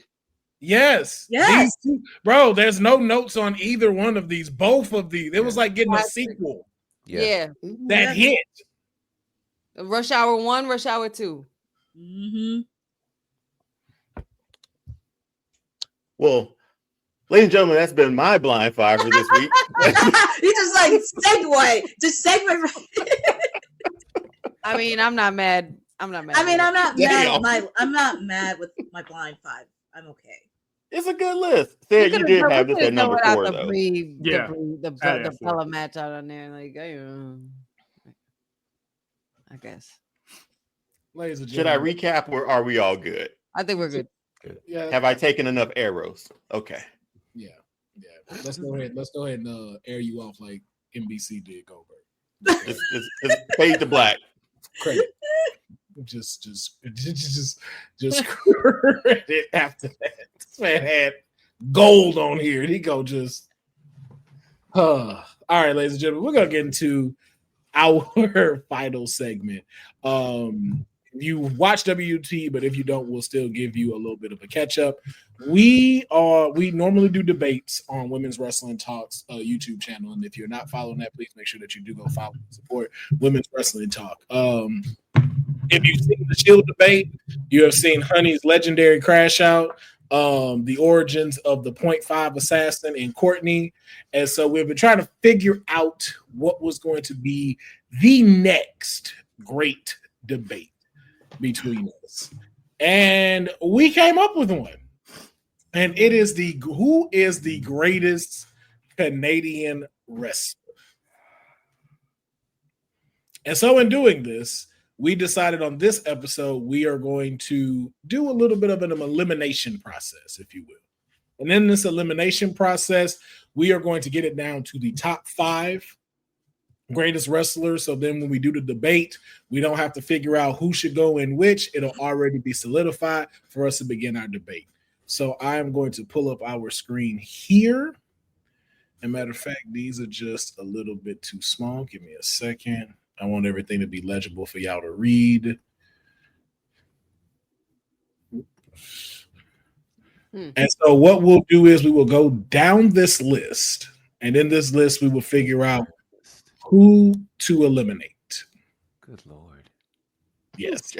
I'm from Winnipeg, you idiot. So, oops. Dang it. Come on. Don't fail me now. And then, of course, they changed all the buttons with new icons. So I don't know what's what. They really don't send out an email of anything about that. Nothing. They just be like, hey, thanks. There you go. Like, bruh. All right, so we'll cut this one off and this one off first. Okay, so we'll start with this first. We'll start from the bottom and then go up.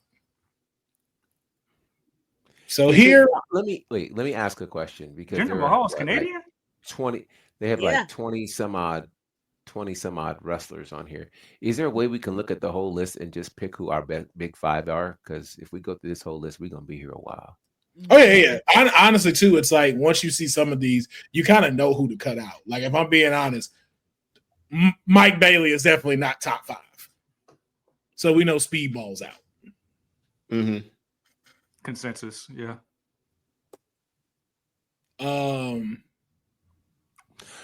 I don't think anybody from that right side either. The far right. Yeah, Jinder Mahal with that. Chelsea Green is someone to not of all time. Okay, Big Demo, Josh Alexander, maybe no, not of all time. No, not Josh. Yeah. All time. So we can say this row is not making that's highlighted. I'm cool with that. Yeah, no offense, y'all. No offense. Okay, gone. I honestly think you got them lined up already. The only one looking at it column that I'm moving on is Lance Storm. On here, Gail, Kim, and Christian. What, Lance? Wait. That we're eliminating? Lance I'm Storm? just saying from this column, only one I got top 5 for me is Lance Storm because I'm just looking at this left column from what I see. Yeah, the left column is where it's at. Yeah. Christian needs to be moved over to that column. Yeah, the ones I have highlighted, those are the only ones I see staying is Gail, Kim, Christian, and Lance Storm. Okay. That's it. Petey Williams doesn't get a in because of the Canadian Destroyer. Well, Not for the greatest 5. He gave us a no. Like it's a great contribution, but not for like the greatest. Little Petey Pump, we don't get none for that. Petey. You don't get that either. He was very good. Team Canada, X Division champ.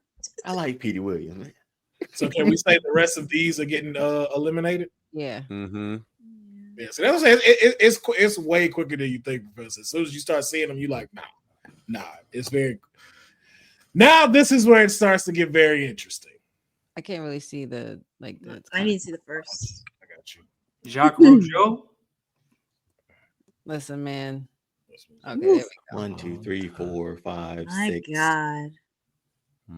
Jeez, this list. I had a couple of ideas coming into this. So this list hurts. Oh my God. And then you got the classic names in there too. Dino Bravo, like Rick Martel, Roddy. But you got to think about like who moved the needle. Who moved in the world of wrestling too? Firing. If you're talking about needle moving, if we're talking about needle, not just that. That's not the only thing that could count into consideration. Is needle move? Can you tell the story of wrestling without that person? You can't tell the story of wrestling without these Canadian wrestlers. That's those 5. All right. Well, then can I vote one and just see what everybody else thinks, or like if I Are you No, voting not for or voting not off? to eliminate, just like saying voting. Let's say who goes into that top 5? Oh, we're saving. Yeah, I would think I would vouch to save Roddy Piper. I can't agree to that just yet. I can't agree to that just yet. But he never repped Canada like that, right? Like, So he was billed from Scotland, but Yeah. he was born in Canada. yeah. Interesting. So he is a Canadian. I never say that he's a Canadian wrestler, though. You never say Roddy Piper is a Canadian wrestler. Bret Hart, you do. Jericho, you do. Right? Yeah, but I mean, but again, like Jericho didn't rep Canada like that either. But he's Canadian. Neither did Trish. But it's like they're Canadian. They did. Oh yeah, Jericho did. That, man, I'm from Winnipeg, you idiot. Remember? Yeah, he did. Yeah, but opposed to like what you said with like Roddy, like the whole flag running around, like everything like that. This is tough. Jericho wore his Canadians jersey. I want to take a stab at it though. I think I can take a stab at it too. I'm just going to select 5 people I think, and just first round. I'm going to say Brett, Chris, Jericho, Trish, Omega, Storm. Oh, we. I'm gonna go Brett, Jericho, Omega. It's tough right in here. I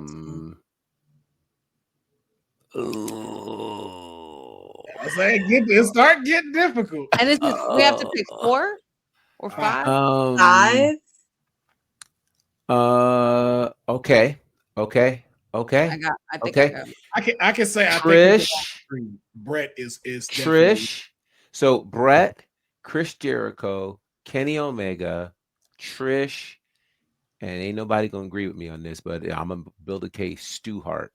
Yes, Stu. I was thinking that You too said because he built the dungeon. when you said, "Can you tell the story of wrestling without them?" You can't tell it without Stu Hart. And also with the fact of the dungeon. I don't disagree. You can't tell the story of wrestling without him in the dungeon.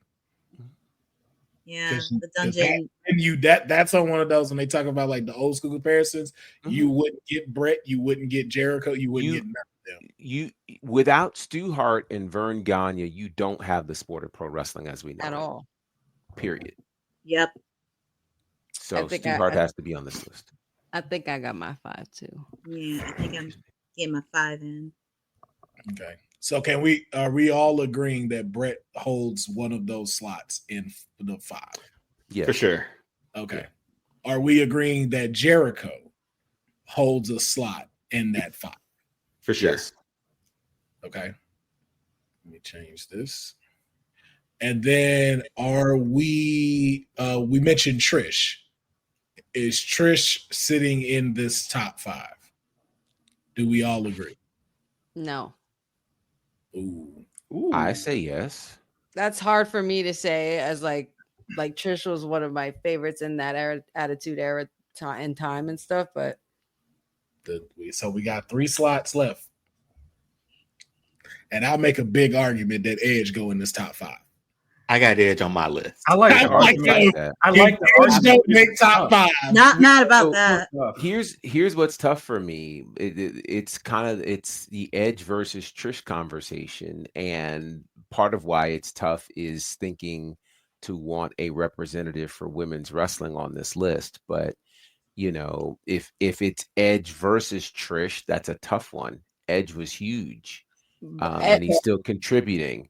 So I put his towards more like when you said Kenny Omega. Like I would put Edge over Kenny Omega before I'd even have like the comparison with him and Trish. But see, the thing with Omega for me is Omega was international. Yeah. Edge primarily did his stuff in the States and in Canada. Kenny Omega did his stuff in Japan, and then what he did led to the creation of AEW. Yeah. So there's that story element, the story of wrestling. The story of wrestling, right? Yeah, the story of wrestling. My thing more isn't so Edge versus Trish. It's more Trish versus Natalia for me. Okay, so can I ask this? Dino Bravo and Rick Martel, are they in the 5 or can they go? No, I appreciate what they did, but not. I like I used to be a big fan of the model. Definitely, Appreciate the definitely. contribution. Trailblazers for sure. Can Jock as well? Is he going? Yeah. Yep, he's got to go. Sorry. Mick He's the Foley Jr. Mountie. Well, yeah. No. His story still. Sammy being- can go. Sammy can go. Robert Man. Root. If we got that glorious main roster run, we'd be Man, having enough fun. listen, I mean, that TNA run was fire. Yeah, team. Yeah. The We NXT. can't run. underestimate that TNA run. Mhm. But Can't does it forget make about that. top 5? Does it make No. top 5? No. Nah. Who? Man, this Take out Kenny. Take out Kenny. Take out Kenny. What? No, No, I can't no. agree with that just Take yet. out Kevin Take out- Owens. Yeah. No. You can take out well, KO. Take out okay, Kevin Owens. Okay. Do we all agree with taking You out can Kenny? take out Piper. You can Yeah, take out I Piper. think you can, I would man. say you yeah. can take out Piper. You Mhm. sure? Right. Yeah. Yes. Because if Yeah. we go, I would say more like because of his character being billed from where he was, he fall more into that than the Canadian thing for me. I guess Mhm. so. I Like, guess. we're kind of missing something here too, y'all. Like, and I'm just gonna Ooh. test the waters here. Was Owen not a better wrestler than Brett? Oh, we had this Owen was a better wrestler than Brett, but the question is the greatest of all time, and it gotta deals with explain more it, than though. wrestling skill at this point. Yeah. It deals with more than wrestling skill. We're talking more than wrestling, aren't we? And Yeah, it's like Bret Hart, man. impact. yeah, because Who's it the was most impact? I'm not going 'Cause through I- this debate twice. I've in a always week. liked Owen more than Brett, but Yeah. not- Hey, Owen not going has to like a greater Ryu impact. and Ken Okay. type of thing. It's like Brett had the Yeah. greater impact. Yeah, he Owen is did. a sentimental favorite, but Brett had the greater impact. Owen is a dark horse and an honorable mention for sure. Like he's Yeah, the- Owen's Mhm. like right there. Honorable Dang, mention. man. see now this is tough. Well, in still my was- in my top 5, I'm willing to part with Lance Storm if not everybody's on board with that. I just think he Yeah, has a Yeah, lot of oof. yeah, Big just time. because the hitters that's on here, like it's no Mhm. disrespect to Landstorm, but just because of this list, it's like that's the one right now that's sitting at the bottom for me. Like how this is. Right if I now. could be serious for a minute. If Mhm. we- That rolling half Mhm. crab, man. Come on. Just Gail Kim. this breaks my heart. Ooh. This does make me a little sad. So the reason why I would take Gail Kim off of this list is her impact was primarily TNA. In the knockouts division, yeah. But overall as a wrestler. So that not just WWE. That's why.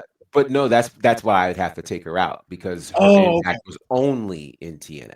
yeah, her main impact. Yeah. Yeah, So on we the all knockouts agree? division. Do we all agree Gail Kim can go? Yes. And I love Gail Kim.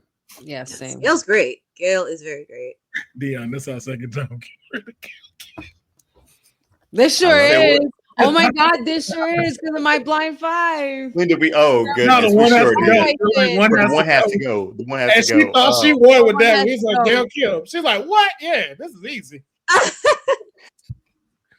Okay, now this is where it starts to. This is getting a little rougher. Woo. So we can just rip the band-aid off if everybody thinks Christian that Cage comes Owen off. doesn't belong. Yeah, Christian can go. Yeah, Christian can go. Well, hold on. Before you say Captain Charisma, All right, I would Kevin. say Kevin can go. Kevin Owens can go before Christian. Yes. Yeah, Well, Kevin. Make that, yeah. I Make think that Kevin move, can go. Will. I'm cool with Okay. that. Mary, your thoughts? Mhm. I think Kevin would agree with that. No. Christian was just in one I of think the. Kevin is like 5.5 Oh God. right now. Well, because again, listen, we got 3 slots left. It's 3 slots. Only 3 of these people can make it. I think you can get Kevin KO out of there. I think Yeah, it'd be Kevin's okay. gotta go. Only because he's still writing his story is why I'm Mhm. comfortable with him being let go. I agree. Yeah. Like Yeah. Kevin Owens has had a great impact, but if I'm even being honest, I don't even think we've seen Kevin to his full peak yet. Well, I think he still- can we solidify slot 3 at Stu Hart? Yes. Yes, When please. Professor talked about that story of wrestling, I can't agree with that yet. I can't. Wait. Okay, Councilman. Let me put it this way: when you this is the thing that sells me on this. You Right. said, "Can you tell the story of pro wrestling without them?" You cannot tell the story of pro wrestling without You Stu can't. Hart. That's Without Stu Hart, we're not talking about Bret Hart, literally and figuratively.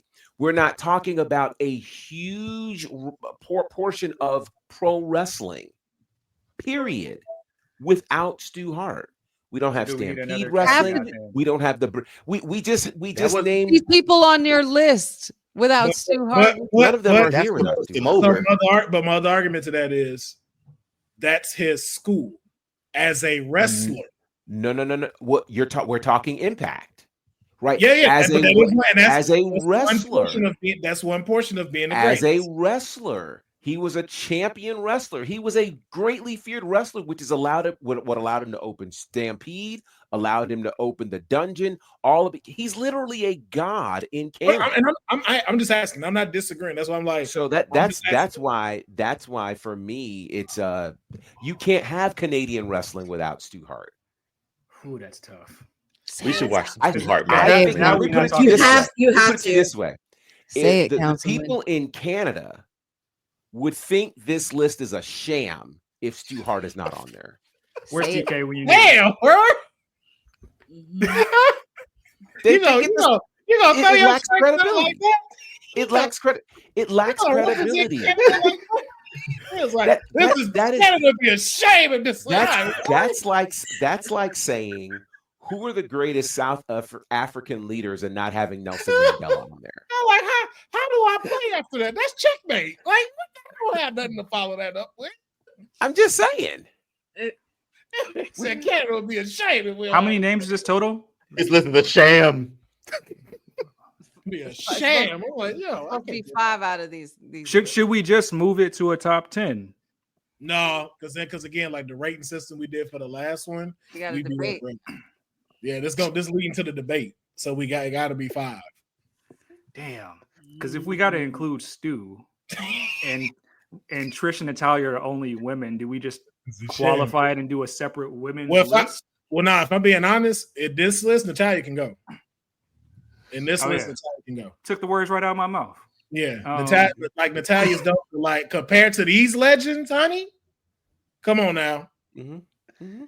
Compared to these legends that we got right here, you got Stu Hart. Y'all talking about putting Stu Hart in here, and we really finna have the boat take in on the final 2 slots.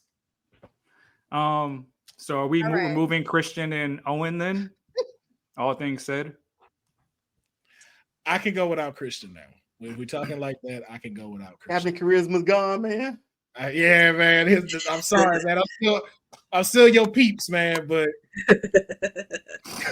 all right, fine. Then it's fine. Then I got my 5 already. So Christian's gone. I have mine. We all agree Christian's gone. Yeah. What about now? What are we doing about Owen? Almost the number 1 match at SummerSlam in SummerSlam history. But it was letting him go.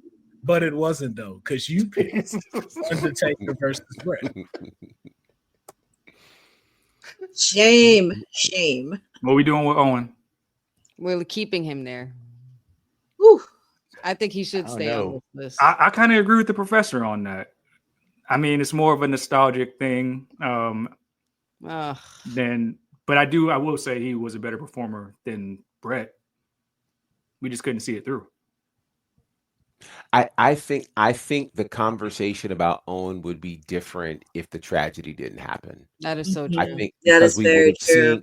We would have seen Owen as a world champion, and we would have gotten to see Owen perhaps eclipse Bret, but we didn't get to see that. Mm-hmm.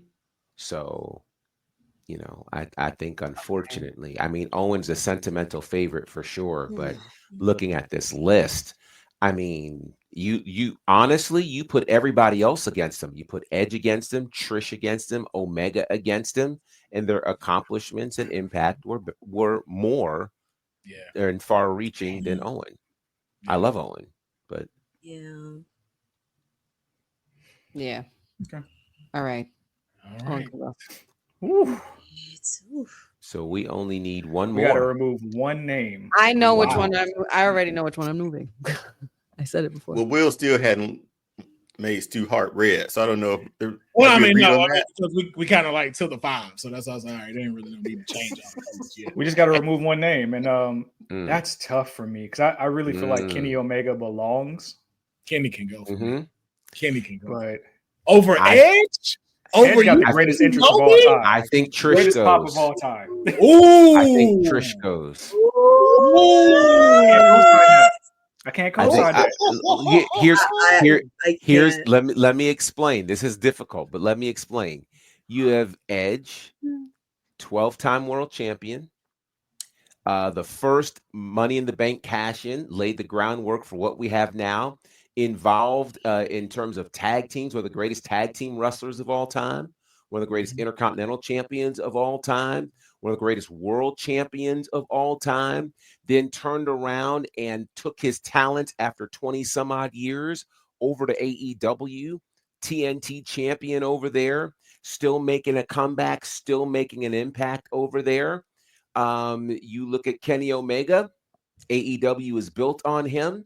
New Japan's surgence around the world over the last 10 years happens because of Kenny Omega and those matches he has either as part of Bullet Club or as part of against Okada. One of the first foreigners to win the G1, becomes the world champion over there. And again, you do not build AEW without Kenny Omega. Trish Stratus, 7-time world champion, massive layoff in terms of her time out. Did not build necessarily during the strongest part of the women's movement. Certainly, you got to credit what she did with Lita as the first women's main event on Monday Night Raw. Certainly very game-changing there. But you stack that against these world championships and how they were. I mean, think about it. Edge really became the cornerstone for SmackDown for many years. SmackDown 6. You know, Edge was running neck and neck for a while in terms of an undefeated streak at WrestleMania. Yep. These are all things, you know, again, these Edge and Kenny Omega were cornerstones for building companies. Bret Hart was as well. Chris Jericho was as well. Stu Hart was as well. Can't say that about Trish. But do you get women's wrestling where it is today without Trish? But here's the question. The question is not the greatest Canadian women's wrestler. This is true. I mean, this is where we have to be objective. I know, you know, we are pro women's wrestling. And if we're talking women's wrestling, you know, we got a different list for that. And I think she's definitely on that list. But her accomplishments and her impact against what Edge, Stu Hart, Kenny Omega, Chris Jericho, and Bret Hart did, it's hard. So if you keep Trish, who do you replace her with? Who on this list do you take off to put Trish Stratus on? Man, I'm still rolling with the Kenny thing. I'm still rolling with Kenny. Maybe it's my lack of knowledge on the history of it, but like I'm still struggling with Stu. Maybe it's my my desire to have a woman represented on the list somehow. See, and Trish, I want to have a woman on this list too. That's what made it hard. And so I was totally good with taking Stu off until the councilman asked that one question.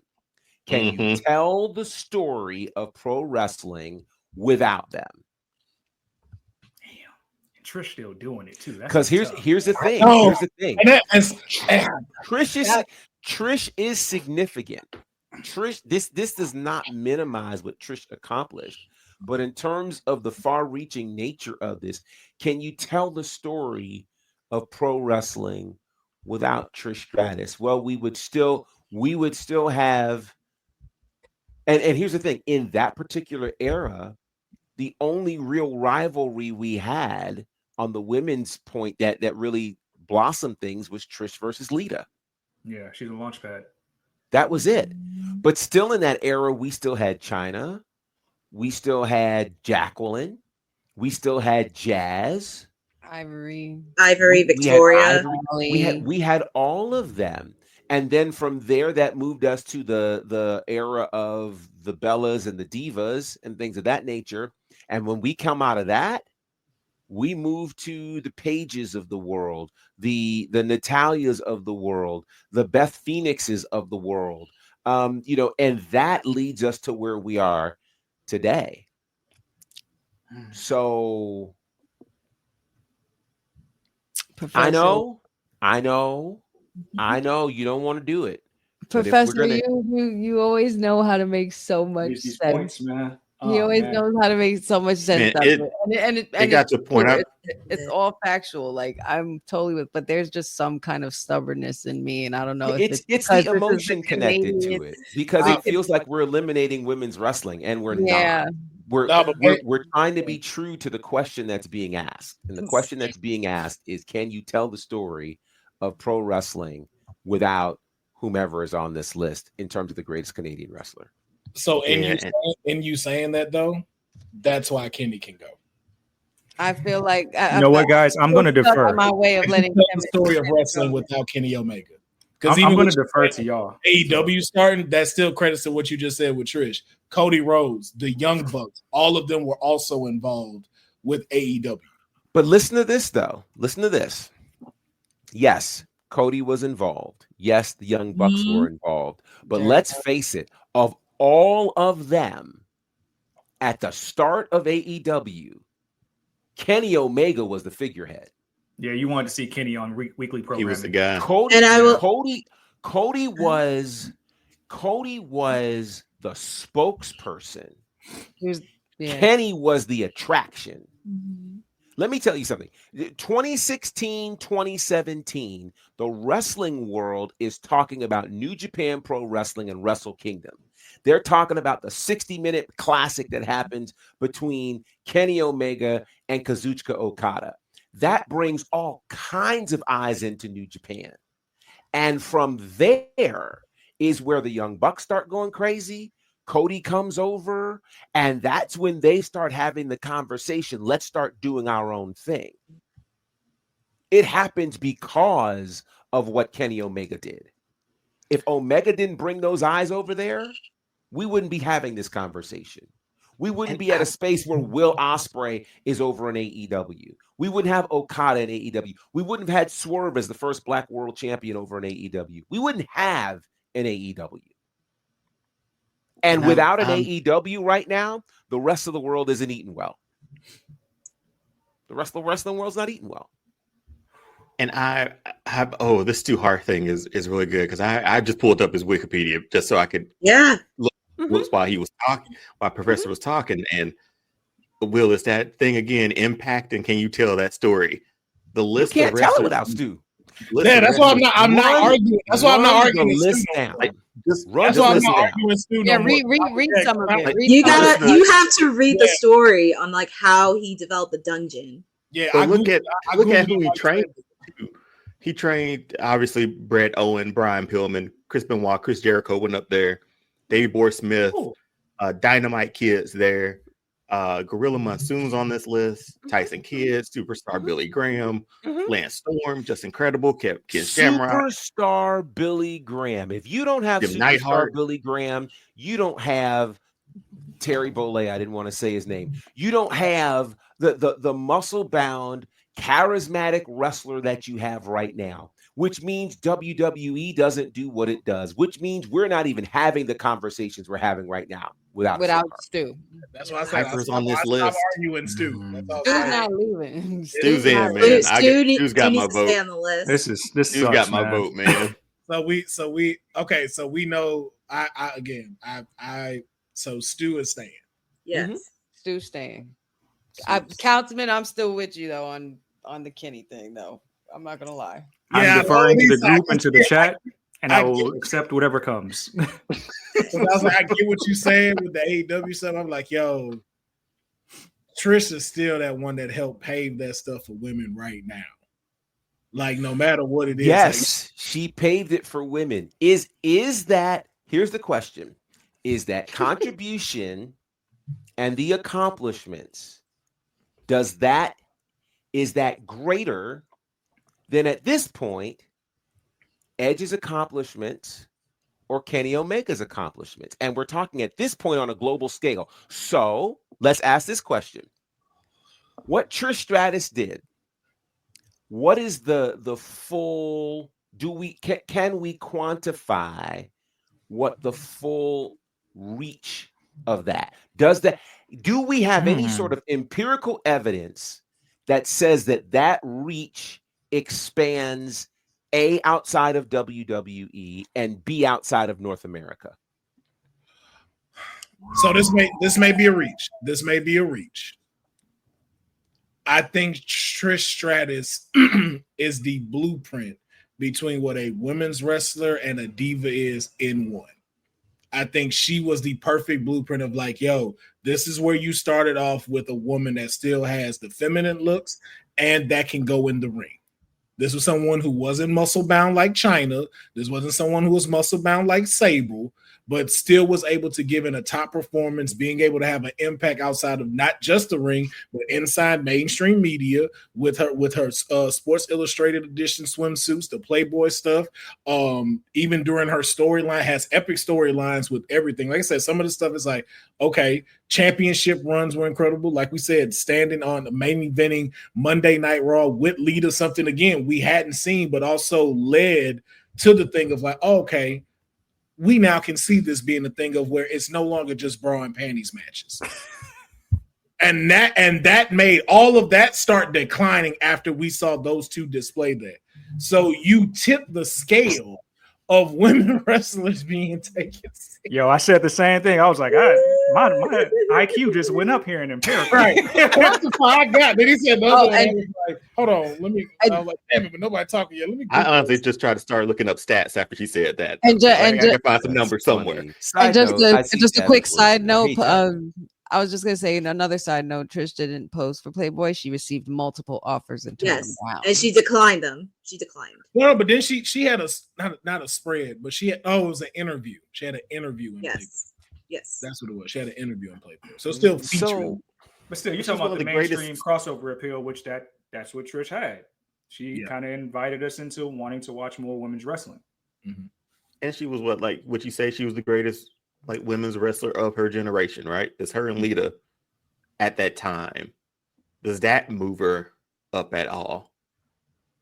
Are we saying that Edge is here regardless? I think Edge is there. I don't think Edge red then. Yeah. If we did that, like Professor said, if Edge ain't in here, sham. Well, he said that about Stu. He said that about Stu. It's a sham. You got to do that. It was Stu. He said that. I can't. I probably shouldn't say this because this is far from objective, but I personally can't get rid of Trish for my own reasons. As far as watching women's wrestling, she was one of, besides Lita and Chyna and those alike at that time. Even before that, when you had the Alundra Blaze, I was more so just couldn't wait to see more of women. I just couldn't wait to see more. And the fact that they kept throwing Trish and throwing Lita out there and they were willing and they were getting better every time. It was just like, oh, okay, we might be onto something here where we can actually see women become wrestlers and do it just like that. I just feel like there's that pivotal moment when being a fan and a young girl watching the TV and you're seeing another girl doing stuff that the guys are doing, and I just feel like that's just something that does impact outside of WWE, that impacts girls all over the world. So I can't take that away from Trish, honestly. So we're not taking anything from Trish. I want to be clear. We're not taking anything from her.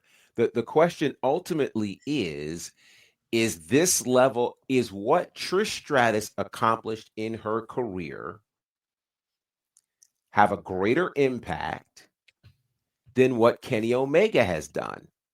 And that's really the question right now. I'd have to say yes. I would have to say yes. The hottest thing right now is women's wrestling, and you don't have that without her. I disagree. I disagree. We got to remember when Kenny was set to leave New Japan, he was the big fish, and instead of jumping to WWE, he went and helped build this new entire company. Mm-hmm. Best bout machine, all that. I can't.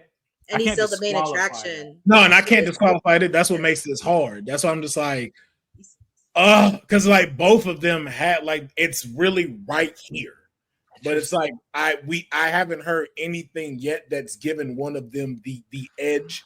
So I think the only way this is gonna close, like figure this, the only way we're gonna figure this out is we do a quick flash of a vote.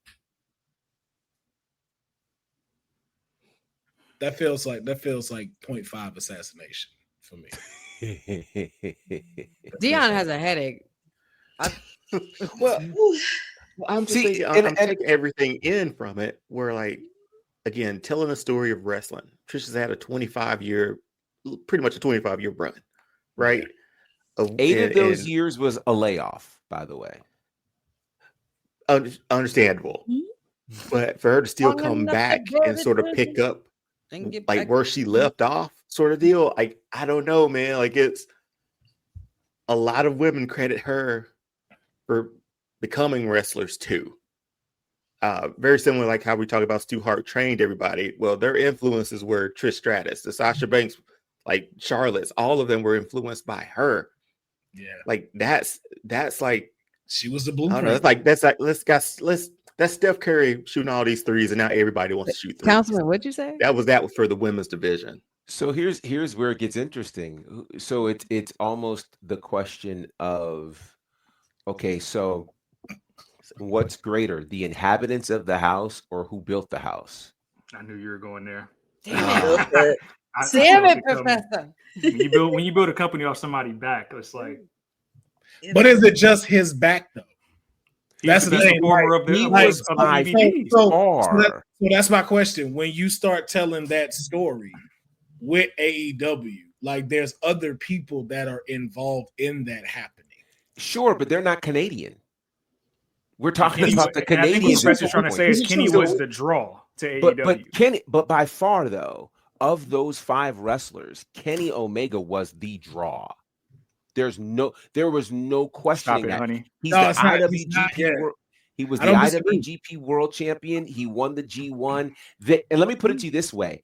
They knew, because when if you think back to what was going on when we went into 2019, there was the bidding war for Kenny Omega. Yeah. The bidding war wasn't and for the Young Bucks, but the bidding war was for Kenny Omega. It wasn't even for Cody at that point. Mm-mm. The question was Omega, and let me throw this out there too. The company that Kenny Omega is responsible for building gets authenticated by a signing by someone else on this list, who is Chris Jericho. So without Kenny Omega and Kenny Omega helps to build this company, Chris Jericho puts his stamp of approval as a former WWE guy, becomes the first AEW world champion. So all of that happens because of the house that Kenny Omega builds. Then they get the best Shield member too, because of Kenny Omega. And it creates the space for Mercedes Moné to be able to go over and be great. Second Shield member wrestler of all time. For Tony Storm to become timeless. Multi-time AEW women's champion. So many. Second best Shield member and the second best horsewoman. So let me throw one other thing out there, right? For what Trish Stratus has accomplished, and she has accomplished much. If Kenny Omega doesn't do what Kenny Omega does, and we don't have AEW, where does Mercedes, Tony, and all of these other people go? Because they were all housed already in WWE. Yeah. And we're not nearly as successful as they are in the new house. But to your point though, who was the one that inspired them? Trish. Wouldn't have them. Trish inspired them, but if they have no place to go. I mean, that's the thing. We can't say falls in the forest and there's nobody to. But WWE is still here. New Japan is still here. There are other places for them to be able to. Let's talk New Japan, because Mercedes went to New Japan before she went to AEW, and we saw how that run went. Mm-hmm. Yeah. Mercedes is having the run of a lifetime right now because she's in AEW. Tony Storm is having the run of a lifetime inside of AEW. The house that Kenny Omega built. And the blueprint that Trish gave them. It's right here. I don't disagree with nothing he's saying. I'm I'll be here forever with this. I can't budge. I can't absolutely right in everything he's saying. I'm just like, yo, I am not just like, yo, this he's convinced me with Kenny. I didn't even think of Kenny like that till he just told me all this. I'm like, yo, he's absolutely right. But then I go back to Trish. I'm like, bro, we would not be talking about Rhea and Stephanie and Io without her. But wait, okay. Oh, well, that's another. We're about to be here forever. Because the question can become, was it really on the back of Trish, or were there other great women in here? And to me, when it gets back to telling the story of pro wrestling, can you tell it without Trish? The reason why I can tell it without Trish is because during that same era, we have Jazz. We have Jacqueline, we have Chyna, who quite frankly, your Rheas and Stephanie Vicors and Julia's and are patterned more after them than they are Trish. When I see Rhea, I don't see Trish. No. I see Chyna. Yeah. When I see Tiffy, I see Trish. Yeah. When I see Mercedes, I see Trish. I see Lita when I see Mercedes. I see Trish more. And as far as in-ring ability, no, not even in-ring, but no, I see Trish. It's all right. So so then how do we make a decision? Yeah, the chat should make the decision because we can't clearly. Oh my god, it's so tough. This is very tough. I'm willing to defer to the group though. I say put it to a vote, and if we end up in a tie, let the people decide. Yeah. Or do you know? Or do you make it 6? I'm about to say we roll over and show our bellies, and we don't. We doing the point 5. Into 6.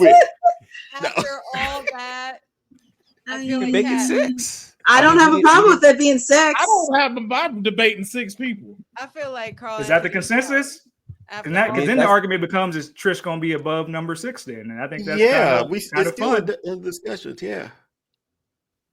I say I'm okay with it because again, like you said, like 2 great points were like not 2, but like great points were made for both of these people to now where it's like I can't take Kenny off this list just because of what Professor has stated.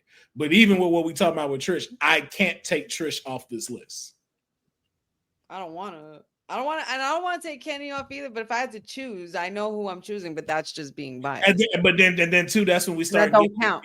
We're being biased and from the emotional standpoint, and not a more of logical from the list. And I don't think that's fair. And I really don't think that's fair to the point that Professor just made about Kenny Omega. Yeah.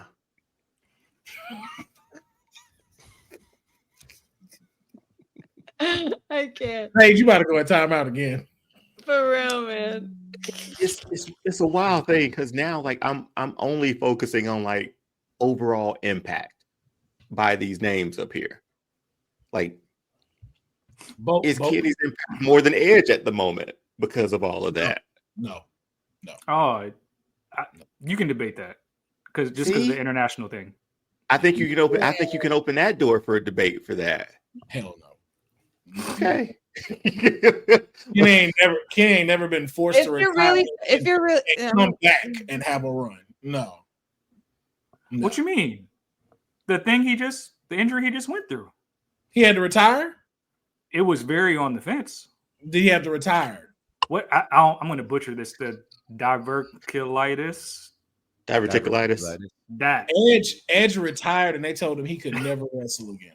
That's true. They did. And Edge came back and main event at WrestleMania and got bodied up by the Tribal Chief. Bodied up and double pinned. I'm sorry, that ain't even his top things. I say we rip the Band-Aid off, man. Okay, Goldberg fan. How we rip the Band-Aid off? He wanted to leave. We just vote. We just go Let's for just it. keep it top 4, and we got them right there. They're in red. That's funny. If we only doing 4. If we eliminating both of them, Owen going back on the list. You see, I can't stand Okay. So let's do this around. Do we vote or make it 6? That's what we'll say. Honey, vote or make it 6. Vote. Deonne, vote or make it 6. Vote. Mayor, vote or make it 6. Courtney, vote or make it 6. I'm going with 6. 6. Professor, vote or make it 6. Wyatt 6. 6. I'm going Wyatt 6 as well. So majority wins. It'll be 6 people in the. Yeah, they did it to us again, Deonne. Because you know what? Because again though, if I said vote, we're at a tie. Yeah. Still, It's so I still would have went to the split. chat. Yeah. It's still been split. I think 6 is fine just because of the fact like everything we just talked about. It will make the debate even more interesting. This shit gonna be hard. Because look what we just did with just selecting these 2. We still have not, and then we still have to touch the red. the other 4 that are red. We now have to debate Stu Hart versus Kenny Omega. We have to debate Bret Hart versus Chris Jericho. Ciao. So, are we in agreement that? Well, we won the vote. So, ladies and gentlemen, these are the 6 entrants into who is the greatest Canadian wrestler of all time. We will let y'all know when this debate is going to happen. We will have a Canadian moderate this thing to.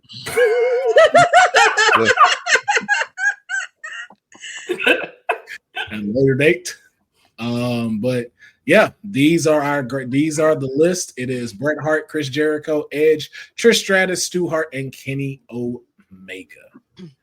But ladies and gentlemen, that is going to wrap up this edition of the Kayfabe Podcast. I know some heads are shaking. That's what these debates. Professor needs to work for the DA office, man. Right. If I ever need to get off on the case, Professor, hey, listen. I'm in trouble. I know you're not a lawyer. No. I just need you to come just say like 5 things to the jury. Got me looking at Kenny Omega in a totally different way now. A whole different way. I mean, he made me want to go watch like old stuff that I've never seen of Kenny Omega, like early Kenny Omega. Like I was sitting here ready. I was like, no, Trish, women's wrestling, you ain't gonna never convince me of that. Also, Y'all thought the one professor match was just a nickname. He just educated everyone. Everybody. And also, completely flipped the whole crowd. And also, I want to throw in one match with Kenny Omega. Go watch him versus Chris Jericho at the Tokyo Dome. 2 of the greatest Canadian wrestlers. Courtney's just having a good old time because she knows Chris Jericho made the list. See what I did?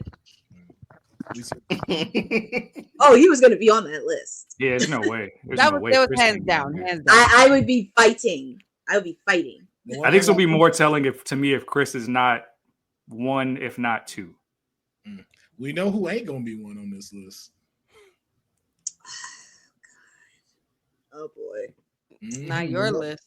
We know who ain't finna be. It ain't my list, but we know who ain't finna be number 1 on this list. He'll always be number 1 on my list. So I don't give a damn. You know, there's arguments for it though. There is. There absolutely is. Arguments for Hitman. You know, we're gonna be here too long. It's late on the East Coast. I'm off tomorrow. We could talk. Professor has I know. I'm just kidding. I'm just totally little kidding. Professor is going to be needing taken care of in like the next 6 to 8 hours. Professor has to get his sleep, and Deonne has short circuited, so he got to go plug in real quick. I'm thinking of that whole list, man. I'm like, Stu Hart might win this thing. Low key. Mm-hmm. Would not be mad. But you don't get the whole list without Stu. Yeah, you don't. Yo. We might have already finished this list. Stu got that off. I don't know. We done. I don't know. We don't know, man. Because we said the story though, but there's still impact moves. Because I remember we have a list for the debate of how we did our point system. Oh, that's So right. That's right. Right. That's just gonna start to come into play of which one goes. So, but again, ladies and gentlemen, thank you so much for checking out this edition of the Kayfabe Podcast. We appreciate everybody checking out today's episode. All of the guests falling in today with this. This was an incredible episode. I want to apologize for being a liar. I said we weren't gonna do 3 hours. We did 3 hours, and here we are. But it was a great 3 hours of talking wrestling with some great, incredible people and creating a debate that we know is going to be incredible. And we are at least stating it here. We are banning the 0.5 system. Perfect. In debates moving forward. So, but be sure to like and comment and subscribe to the channel. Let us know who you think is the top greatest Canadian wrestler in the comments below. Let us know how you thought about TNA Slammiversary, as well as what's going on as we are leading into SummerSlam. You could be as delusional as Honey in the comments as she is with Bret Hart. We love to always see it, but we appreciate everyone tuning in, and we will catch y'all next week. Tune into our social so you know when we're having our episode. Peace.